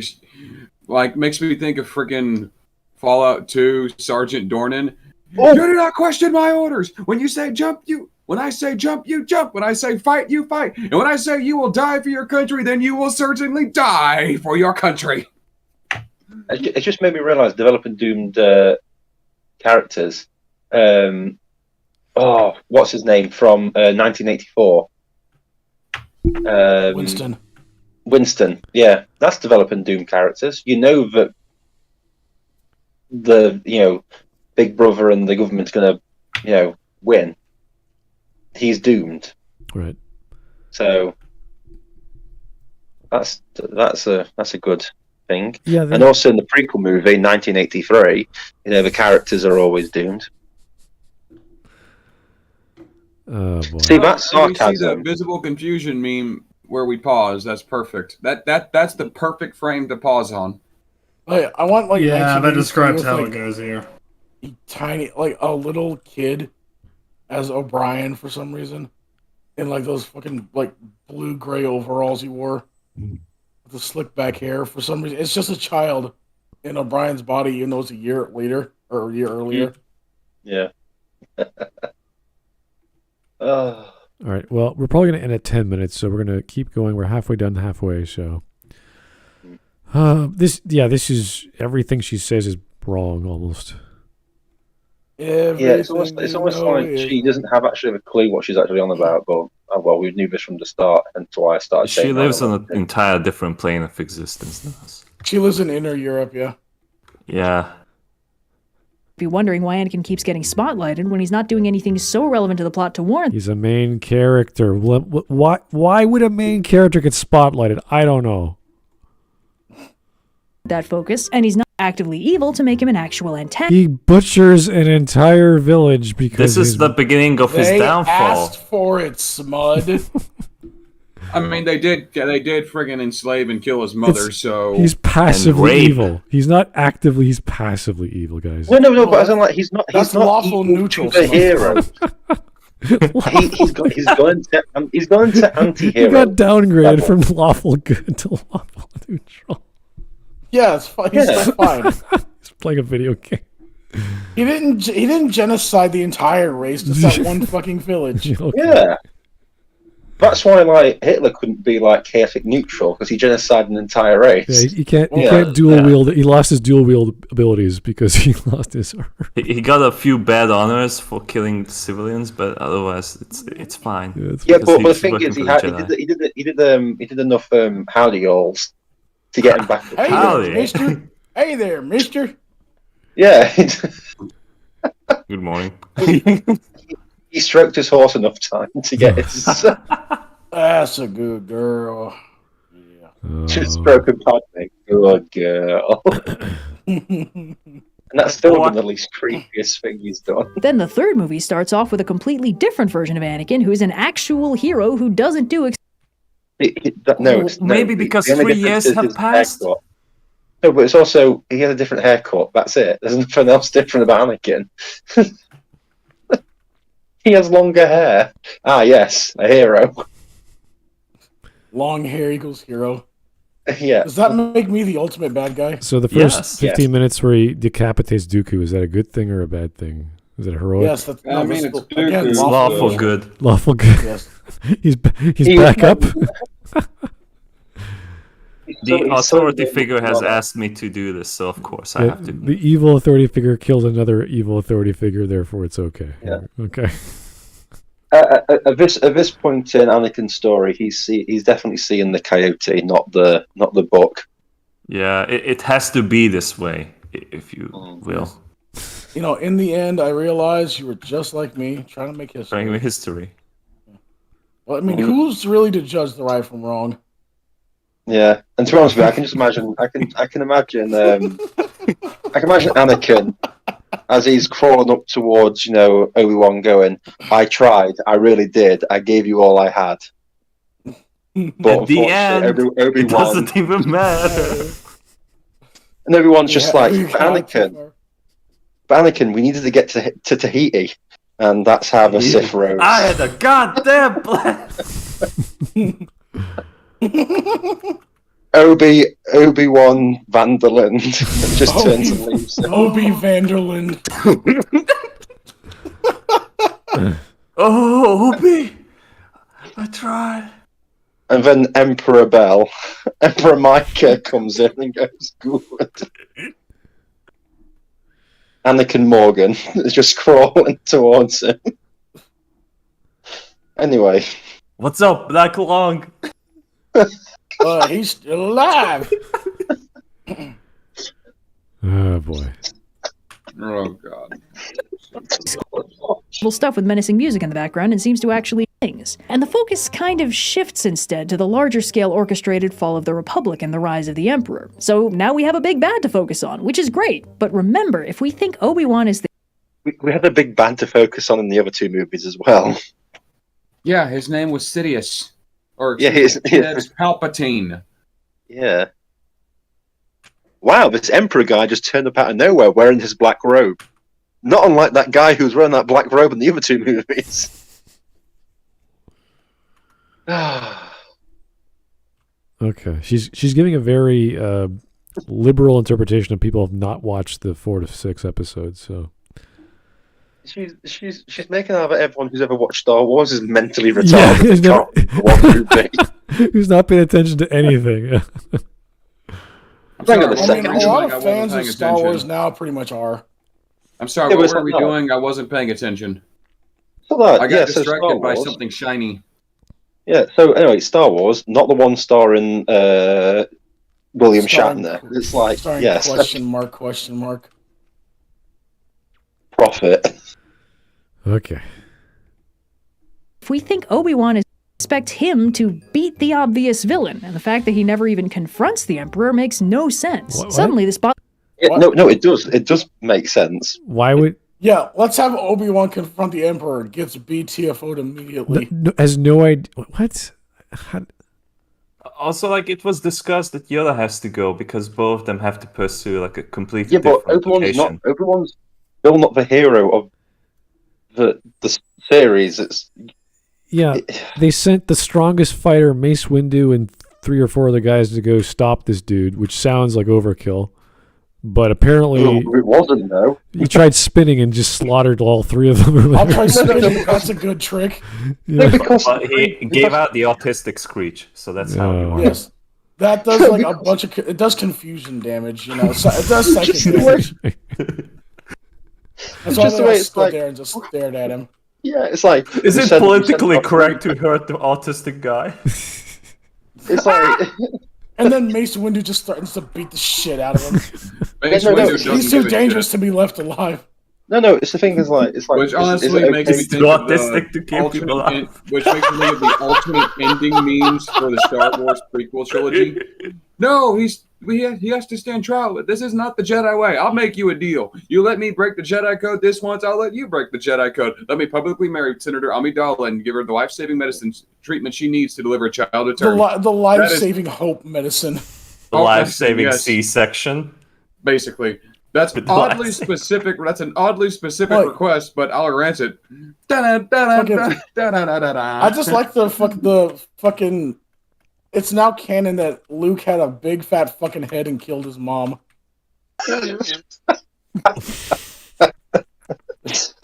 Because ain't no way that bitch that died of like sad. Like go fuck yourself. I think Oh, the shit. actual canon explanation is that Palpatine stole her living force to keep Yeah, Anakin alive. okay, That's yeah. retarded.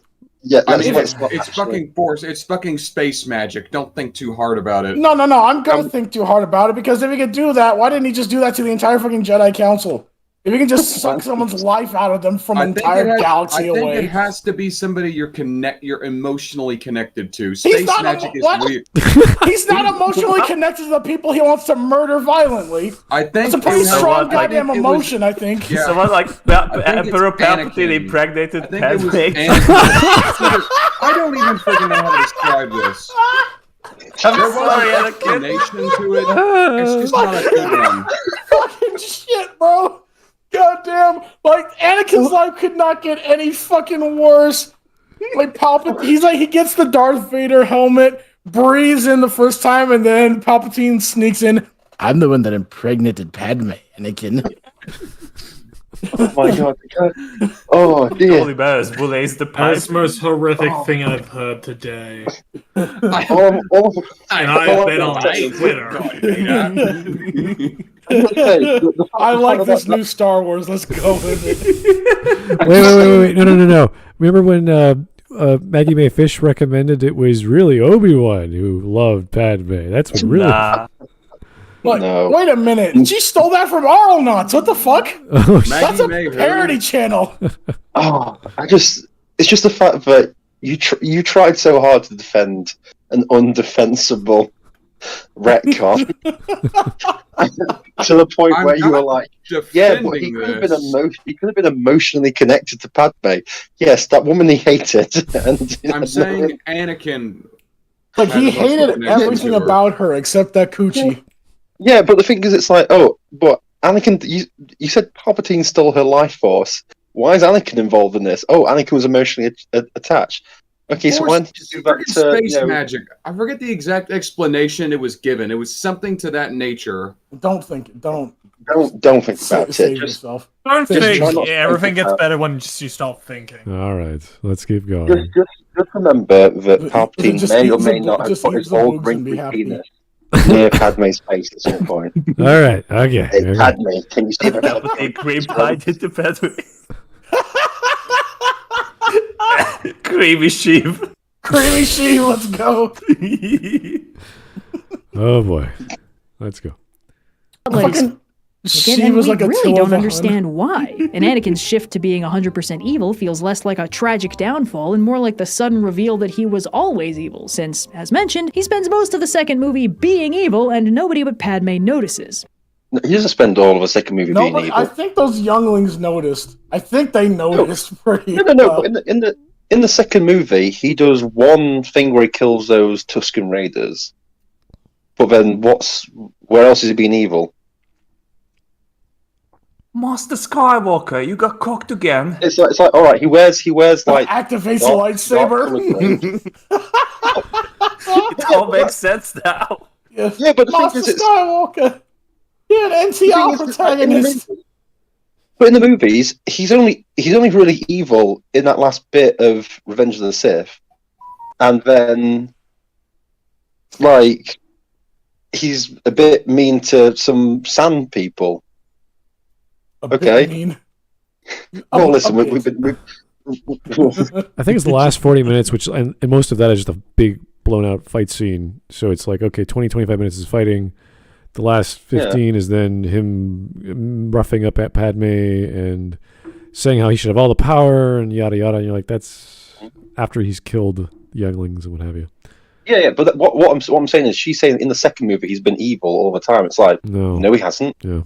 It's like it's unlike some people. I have an IQ that is more than 2 digits, so I sort of remember what happened in like a previous movie, and I'm not being gaslit by a woman who, I don't know, looks mentally retarded and sounds mentally retarded. I'm just gonna say this. It's just We also I've watched the Star Wars movies, so I know what the plot is. Yeah, it's not a great plot. Yeah, but it's still the plot. That's the point. Is the other point is that Lucas is just sort of winging it, or what he did was just a series of plots that just came together and smashed them all, and you're like, okay, this is crap.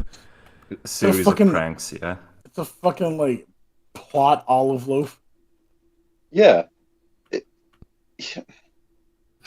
I'm just saying, it's just really like,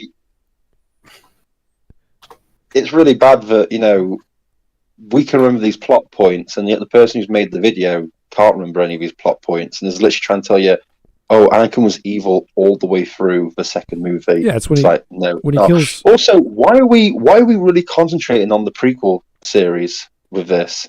Yeah, I don't even when know. I think about doomed heroes, I think about the prequels. When I think about George Lucas, yeah, he was a doomed hero. Yeah.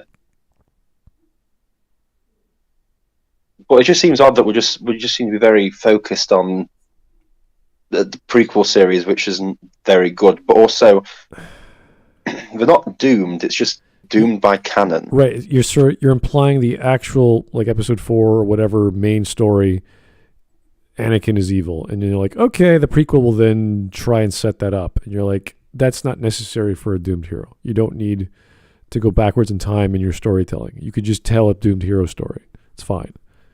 It's easy. Everyone has a virus. Done. Like that's not hard to do.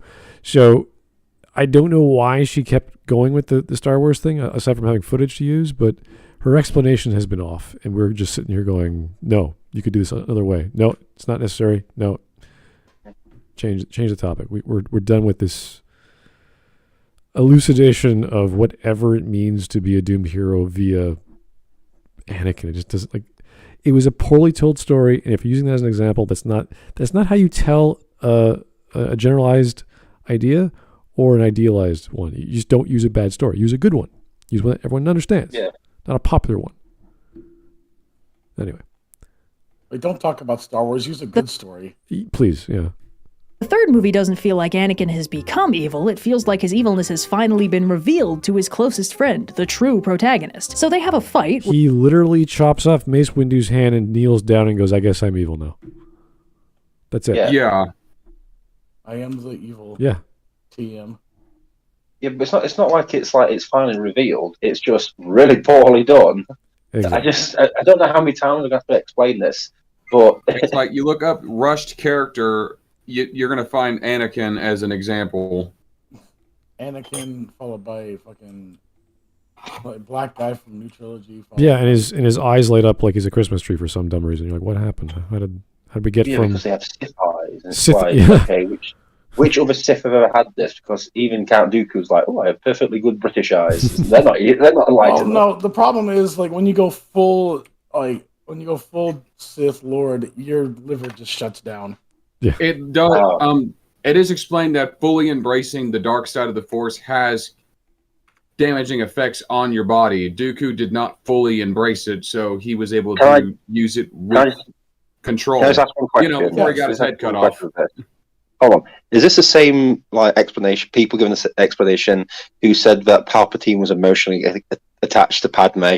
Yeah. Because if it is, I'm going to be a bit iffy on this explanation. Like I said, I don't remember the exact explanation they gave. It had something to do with Palpatine or Anakin stealing her life force. I forget the exact explanation they gave. Well, this is the guy. But they gave one, and it still isn't good. This is the guy who electrified himself and kept doing it for a good few seconds before he realized what he was doing. I mean, listen, it's like pissing, right? You can't just turn that You can't shit just off. turn it. Okay. His eyes were fine though. The rest of his body messed up. Yeah. Anyway. Which is pretty cool, but the Emperor gets away scot-free, and suddenly all of Obi-Wan's focus is on Anakin's kids. It's a really weird open ending with no emotional Almost closure like because it is episode not 4 was designed about to Luke. function as a standalone story, and treating it that way really harms its impact. But the fact is, everybody who watched those movies knew how they were going to end. The whole point of the marketing of the first movie was how is this adorable innocent child going to become Darth Vader? Because if you that's knew how they were definitely going going to to end, happen. why did With you doomed pose hero it as stories, you we not work knowing? backwards. We start with them in a solved position, a happy ending in any other story, and then we ask the question, how does this fall apart so much that it turns into the beginning of another story? So prequel doomed heroes are in an interesting position because we already know what happens after their life falls apart, but not every doomed hero gets a sequel. Sometimes instead we know the heroes are doomed because there's a prophecy in play, and the audience has just as much information as the character does. The hero is informed by a reliable source that their downfall is assured, and the audience and the character wonder how this could possibly happen because prophecies tend to be inconveniently lacking in specific preventable detail. Rather than starting the story with dramatic irony and more information than the heroes have, the audience follows along with the hero as they respond. This is so contrived. You could have a riches to rags story. It's the same scenario. Why do you need a prophecy? Because the narrative said so. Oh, bad stuff's gonna happen in the future. It's like, yeah. You could have the opening of any movie, a bunch of high schoolers. Oh, we gotta go to I don't know, summer camp. I hate that. Everyone hates summer camp, and it just. Oh god, we've got to go to summer camp at Zahadoom. Oh god. But I wonder how we're doomed. If you go to the place where all the bad guys are, oh no, it's a prophecy. Gotta have It's like actually to talk about that, isn't there like with Babylon 5 the prophecy that Sheridan's gonna die if he goes to Zahadoom? That's what Kosh is like warning him. It's actually a prophecy and people warning him, going, maybe you shouldn't go there. And Kosh goes, if you go there, I can't help you. Because if you watch it, there's something else happens. I'm trying to remember what Xanadu is. Xanadu is a song by Olivia Newton-John, so I don't know what that's got to do with anything. There's more meanings to that, but yeah. Anyway, But what I'm saying is that is also like developing a doomed character because he is doomed to die at this place. Right. But it's his choice to become doomed, if you know what I mean. Like he doesn't have to be, but that's the thing. So anyway, I just saying it's like that could be a way that Well, even in Babylon 5, they have time travel, so we know what's going to happen once it's revealed who is the leader of Babylon 4. And you're like, oh, okay, then we know what's going to happen to him. Whether you call that doomed or not is up to you, but we just know what's going to happen. So with what's the first Sinclair, isn't it? Yeah. Obviously, that's not being doomed. What I'm saying with Sheridan is that Sheridan his doom is to die in. Well, that's what I mean. We're talking about something is going to happen, whether it's fated to happen because of time travel or some horrible event. It doesn't really matter. The audience is told something, so we're like, oh, okay, our preconceptions like this is what's going to happen. So we're expecting it to happen, and if it doesn't happen, you have a damn good reason why, or else you're leading us up the garden path, and you're going to piss a lot of people off. So the concept has to involve a main character or some event where there's a catastrophe. It's like, oh my God, how do we prevent it? And you can't. And that's sort of the sad part of it. You learn that it's inevitable, and everyone knows it's inevitable. You just don't know the details. And that's the story you want to be told. So that's where you see them struggle. You figure out why they're struggling. You get to know them better. And that's a worthwhile story because you are attached to what's happening. Even if you know it's all downhill, that's fine. So I don't know why it could be a prophecy. It could be the narrative itself just saying something's going to happen. That's all it is. We don't need some fancy plot device. We don't need a magical machine or God, pointing the finger at the door. No, we're fine. Just go. On to this prophecy in increasingly frantic ways. The audience might be able to predict how the hero's actions will lead to their downfall, but typically they'll only have as much information as the protagonist at any given time, so the exact mechanics of their doom remain a mystery. This is one of the only doomed hero story structures that doesn't involve dramatic ironies. No. No. Why? No. Why would only prophecy have dramatic irony? You can't have irony anywhere else? No. It doesn't have dramatic irony. That's what she's saying. Oh, I guess. I mean, there's lots of funny things like that. You say, oh, it's ironic that the sword I gave to the kid in Fate's Day Night is the sword that kills me, because that's how chance happened. There's all kinds of ironic scenarios that are dramatic. Why can't we have that? Why can't we have dramatic irony in prophecy stories? Why not? Because it's prophesied, so it's not dramatically ironic. But you can lead on, there's a thing called a self-fulfilling prophecy. That's fine. Yeah. That's totally fine. You could do that in time travel. You could do that in all kinds of bizarre things. I promise. Is it ironic though? That's the question. In a sense, it is.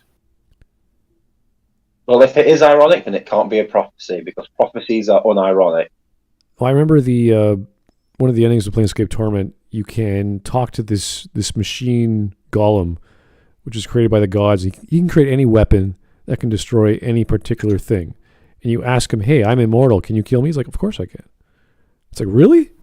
This is the whole quest line. It's like, well, yeah, here I'll make you a weapon just to kill you. You could do it now, but it's up to you. So you hold on to this weapon that you bring up to the ending of the game, and you talk to your immortality. You say, "Hey, buddy, I'm going to end my life right now, and you have to come with me, or else we're going to do this all over again." It's like, you can't do that. It's impossible. It's like, see this weapon? And he realizes, oh shit, you're right. The game's over. I can't do this anymore. You're right. So, there's all these wonderful loopholes, and the immortal. How do we kill an immortal? What's the story behind that? In a fantasy world, in a technological world, you need to set that up properly. And it's ironic that the thing that represents his immortality is also the weapon, that what it looks like. The symbol of torment is the shape of the weapon. Can I help you, Feline? Jesus Christ. All right. Anyway, there's Ver messing with his pussy again. Oh, God. Yeah. Not Real mine, pimp. Zach's. Alrighty.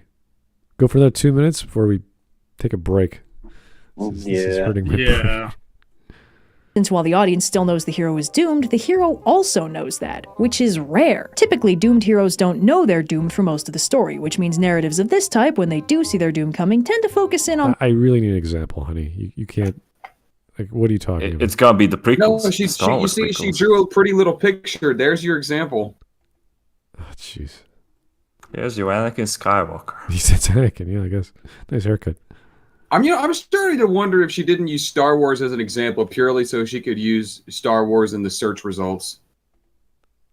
Well, it's popular. Use the most popular thing, get people's attention, make a video.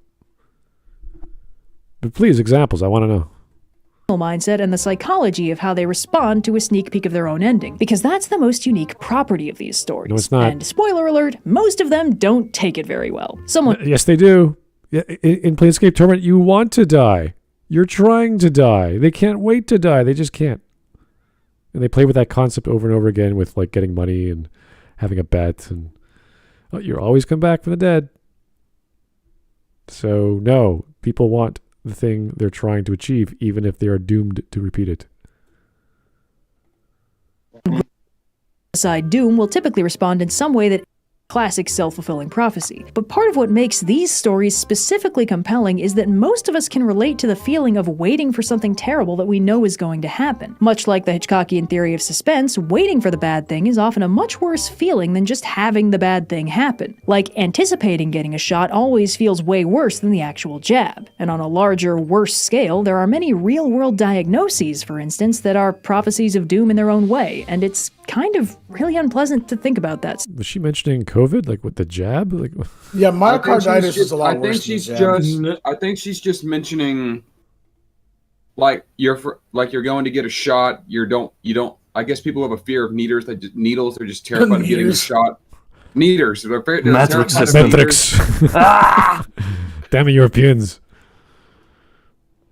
I mean, that's true. Americans did have a fear of. Fuck, it's a metric needle needer. Anyway, they're terrified of needers. They just don't want to get that shot. They're terrified of getting that shot, and then they get the jab, and it's like, oh,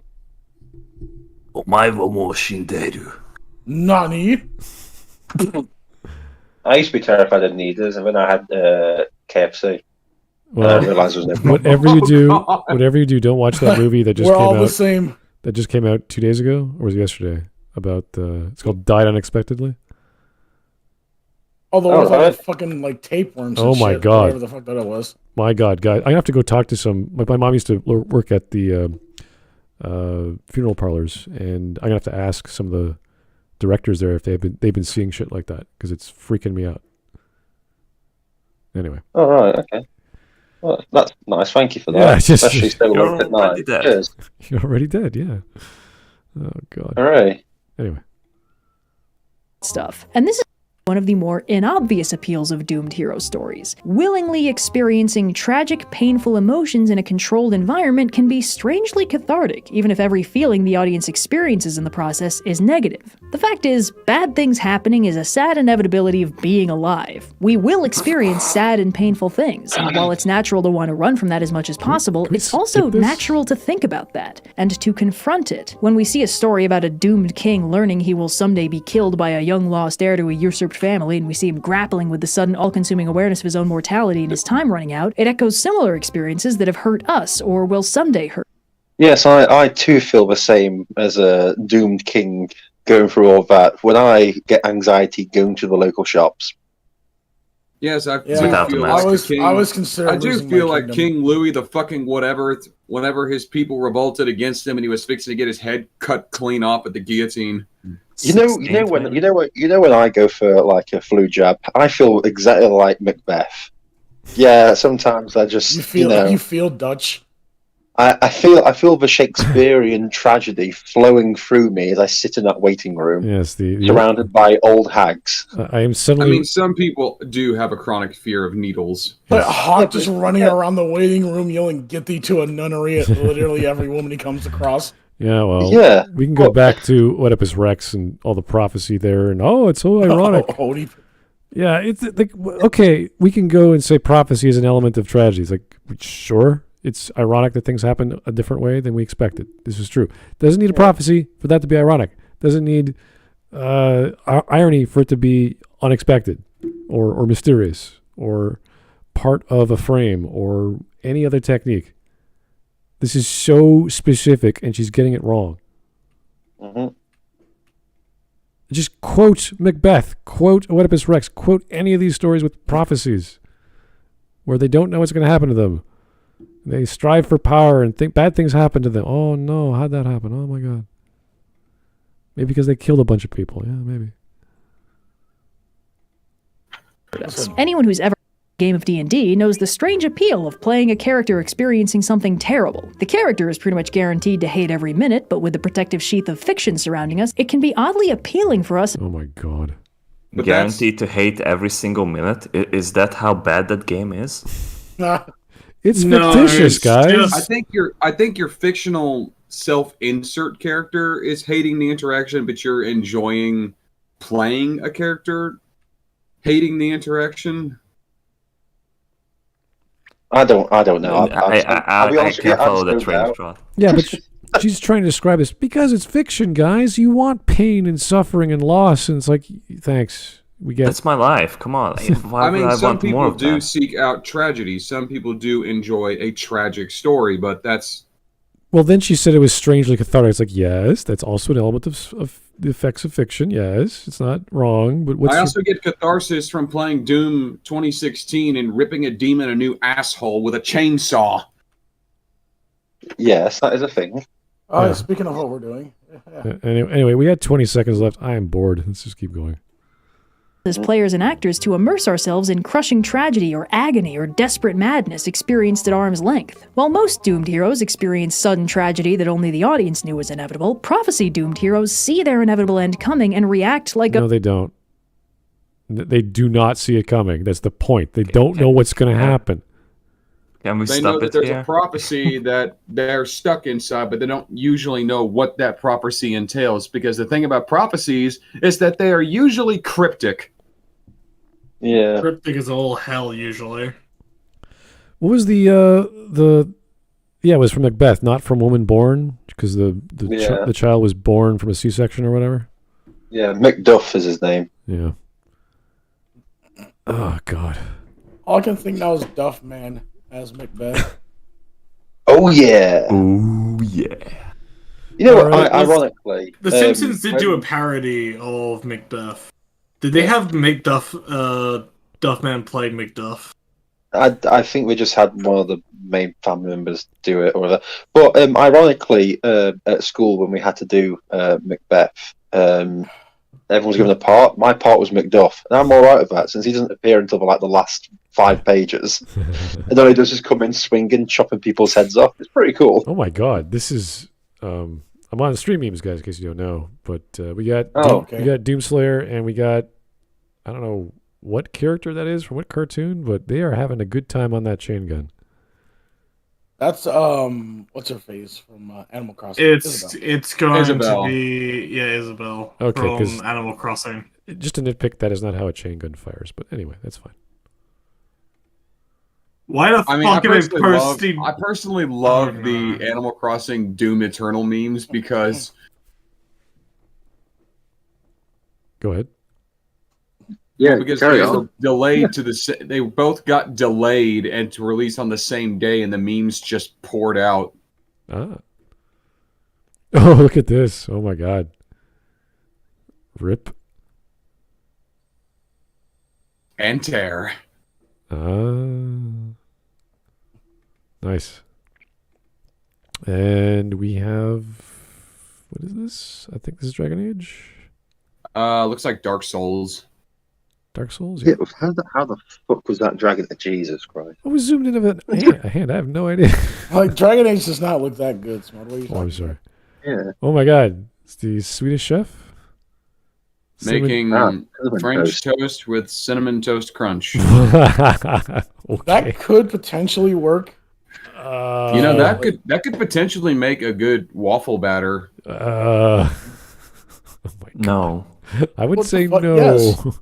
No, it could. No, absolutely. Like could. I've If you seen crush it, cereal. fine. I've seen cereal waffle batter. I kind of want to try to make that, but I don't normally wake up at 8 o'clock in the morning. I don't usually get up till after 10. You're The gonna, fuck? I work nights. All right. Okay, that's excusable then. We were about to insult you there if you didn't say you work nights. Let's get some fucking French toast. I fucking love that. This is I great. think he's had way too much fucking coffee at that This point. is great. I love it, Mark. Well, I made it for Hawk. Come on. Yeah, well, I thought Hawk made it, and I went, no. Okay, that's Mark. Nah. I've made no memes whatsoever because I like to spend time with you guys. Oh. And Steve, that's how you do sarcasm, not like what she does. Anyway, I fucking hate you too. Yeah. I was about to call you gay for a second, and then you saved yourself. I feel like I'm going to die, Bart. We're all going to die, Lise. I meet soon. So did I. Mr. President, turning red did not mention 9/11 even once. Oh God, that whole fiasco.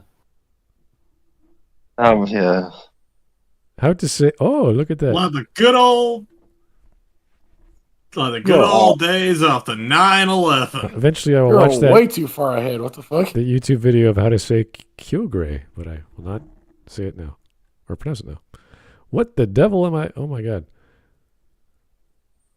I don't know what the hell I'm looking at, but It looks like something from Rick and Morty. oh yeah, I got that much. But actually, this could be Star Trek. No, that's Hey. You're looking at Hey Arnold. What the fuck? Okay. That's Gerald from Hey Arnold. I don't know how you didn't get that. The journey is the destination, man. When the U.S. leaves Afghanistan abruptly, Tally Boys. I guess I'm in charge now. Oh, I love that episode of Clone Wars. I'm not the commander. He's the commander. I guess I am the commander now. Just throws his droid under the bus. Your favorite holiday, Christmas, 9/11. Oh. Oh God, Stewie Griffin. If it takes place in 2002, how come there's no mention of 9/11?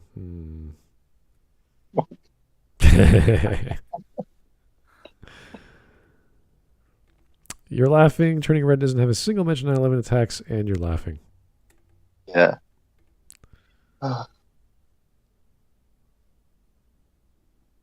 Jeez.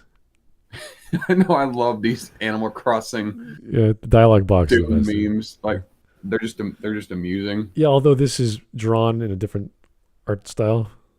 It's like a cute Doom guy. Yeah. More cartoony. We're doomed. Yeah. We are doomed. Yeah, there we go. Okay. Oh God. Oh boy, there are American flags all over New York City in Spider-Man 2004. It's because nothing noteworthy happened 3 years prior to the film's release. Or that's just your typical city in the Americas. No, not Yeah, anymore. no. If it was a typical city now in America, those would all be the fucking gay flags. Oh. Yeah. I remember I was in Philadelphia once. It was just like this. So When was Yeah, that? but you were in Philadelphia back in 1974 or something, Smud. It was some time ago. Smud freshly The Wild Smud West in freshly birthed. Philadelphia. Oh damn, Smut is old. what is this? Is an Oh anime? yeah, that's Kevin. That's Kevin Conroy standing in front of the microwave after he got done filming Oh. the CW. It's like 5 seconds of nothing happening. What is happening? Yeah, He's down his nuts and see if he could put him into the Rank microwave. get exposure radiation. to radiation. Okay. Oh, I remember. You guys remember the Doomy song from Invader Zim? Invader Zim. Yeah. Grr, please. My coworker had that as his ringtone back in the day. Oh, so how did the murder charges go? Acquitted. 9/11. Like the good old days after 9/11. Oh boy, this is number 4. No, this is sorry, this is Metal Gear Revengeance. Yeah. Yes, Metal Gear Revengeance. Have you played that yet, Smud? I've just seen The you only play it. good one. The only good. Honestly, it's I love Metal Gear Revengeance. There's only It's one of it. dumb. Well, It's a dumb game, but you gotta love it. now that I It's the only good Metal Gear game, and I will fucking die on that hill. now that I think I about agree it, with the doomed hero not trope wrong. is technically used in the first Metal Gear game, but then Kojima says, "Well, you know what? We're gonna fool around with it," and Fox Die turns into a make Snake older, faster drug. You know, like the doomed hero trope does appear in Metal Gear Rising: Revengeance. It's Senator Armstrong has to go up against Jack the Ripper with Jetstream Sam's sword. That's a good. Like, and he's trying to make all he's trying to do is make the world a better place. And then But this this guy, weird guy won't let him. Yeah, this weird guy who Some effeminate cyborg comes in and puts a stop to it. Yeah, you can't take children's brains out and program them to be PMCs. Okay, whatever, Mexican Jack. children. Okay, Jesus Christ. Trying to save the world here, buddy. Prequels are greater than original. Change my mind? Mm, No, no. We're not, I'm, no, not really going, not. I'm not arguing over Star Wars. I have a life. I can't even pronounce your name. Yeah, how are we going to talk about the prequels? Okay, what? I killed them all. They're all dead. Not just the men, but the women and children too. IDK, WTF, children are... Do you mean younglings? Anakin, you're breaking my immersion. That's great. You know, I always forget about the Garfield Ahsoka fusion until somebody brings it back up. I wish someone never posted this. I've never heard of that. It's from a TV show Cartoon Network had in the mid-2010s, I think. Just Mad. Basically just animated skits from Mad comic books. Wow, that's something. Wow. I mean, some of them were actually pretty funny. I've never heard of that. Okay, It I finally was found it. After 50 years, unsuccessful. the Scroll of Truth. Anakin's going to be Sidious's apprentice. Don't say I didn't tell you, Maul. Yeah. I like these memes. These are good ones. I was trying to figure out which Joestar this is, and I'm like, oh wait, this is Pokemon, isn't it? This is a Pokemon reference Oh boy, in that's the weird. Garfield art. Oh boy, she's lost the will to live. What is your degree in poetry? What? You sorry bunch of hippies. For God's sake, don't use the billions of dollars of medical equipment around us. Why don't we all just get on our knees and pray? We don't have knees, you motherfuckers. The fact they got Seth MacFarlane to actually do that voice there. Yeah. Oh Oh god. I fuck your wife, Lord Vader. Little Vader. I especially love the picture I used. Look how Emperor- smug he looks on the phone. Like, absolutely calls him up in his room in the Emperor Palpatine Surgical Reconstruction Center. It's like, your wife, Lord Vader. you weren't the first one to strangle your wife. Won't be the last one. Oh. Oh my Opie god. Wonderland. Let's go. Okay. Image of Mole That's great, by the look Mark. of it. Arthur. Oh.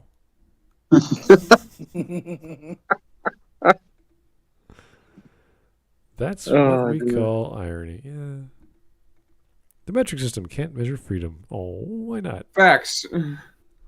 Based. And it ends with Metal Gear Rising sombrero. Yeah. well, As all things should be. I love the mariachi uniform. Alternate He costume uses it for all Metal of Gear 3 Rising. seconds. Oh, Uses you it for can all actually- 3 seconds. Fucking gets noticed immediately and then discards it. Like, And I love how the locals are all, I'm not getting mixed up in this. Like, what the fuck? Never mind. Look, Nope. what else are you gonna do when a gringo, that's the right one I'm assuming, shows up in Gringo your just town means from white guy. Right. Shows up in a limo, well, fuck, whatever the car was, with a robotic dog and a katana. You're really gonna get involved in whatever the hell's going on there. Fuck Just no. like, no, I'm just gonna pretend I never saw that. Like, that's interesting. all Anyway, right. Well, that was long enough for me, and we learned nothing, unfortunately. But we weren't expecting to, so that's okay. But we did learn something, like a terrible past of Palpatine and Padme's relationship. listen, that's not a terrible past. That's the awesome past. I mean, enlightenment. That's fucking hilarious. Nothing happened, we learned nothing, but we're greater for it. Yes. Sure. Because the power of friendship, something moral speech. Oh well. Something Of creamy cheese. Something moral speech anime opening. Yeah. Well, Yeah. we're gonna figure out whether we're gonna do this tomorrow or take a break or do anime. We don't know yet, but we'll leave that up to ourselves tomorrow when we have free time to argue amongst ourselves. But thanks, guys. That was thanks for everyone jumping in. That was really nice of you. I'm glad we had a good time because my God, that was bad. So we might continue. Might do a new one. We might do anime. We might do nothing. I don't know. We'll find out. But thanks for tuning in. We'll talk to you soon. Tomorrow is Thanksgiving, after all. Yeah, I know. Everyone's got different holidays, and it's of course World Cup, and God knows what else is happening in other parts of the world. So imagine liking soccer. What the fuck? Hey, there. It's a thing. Hey, do you see what Canada did today, Smudge? Disappointing, yeah. We disappointed everyone. Did you see what Canada did today? Like, what freedom did Smud lose to this hour? Yeah. Apparently, the right to own a handgun. Are we talking about the emergency act hearing where they almost decided to use tanks to stop the blockade? No, yeah, that happened. So. Oh, I was just mentioning. You really got to get that little bastard out of office or parliament or whatever the fuck you call your government. Existence. Well, it's Parliament. After watching it's called the Parliament, because Canada is a provincial territory of the United Kingdom. After watching the Died Unexpectedly video or movie came out 2 days ago, it's not just a Canadian problem; it's a worldwide problem. So there's something going on in the world. If you like conspiracy theories, or just people talking about changing the world, I recommend you check out the film even if you're don't like looking at blood and veins, but there's more to it than just that. But if you got time on your weekend, nothing better to do, just chill out, watch a weird movie documentary on COVID. Perfect for Thanksgiving. Weekend after Thanksgiving. Anyway, have yourself a great night. We'll talk to you later. Bye bye. Talk to you all later. Bye. Peace out.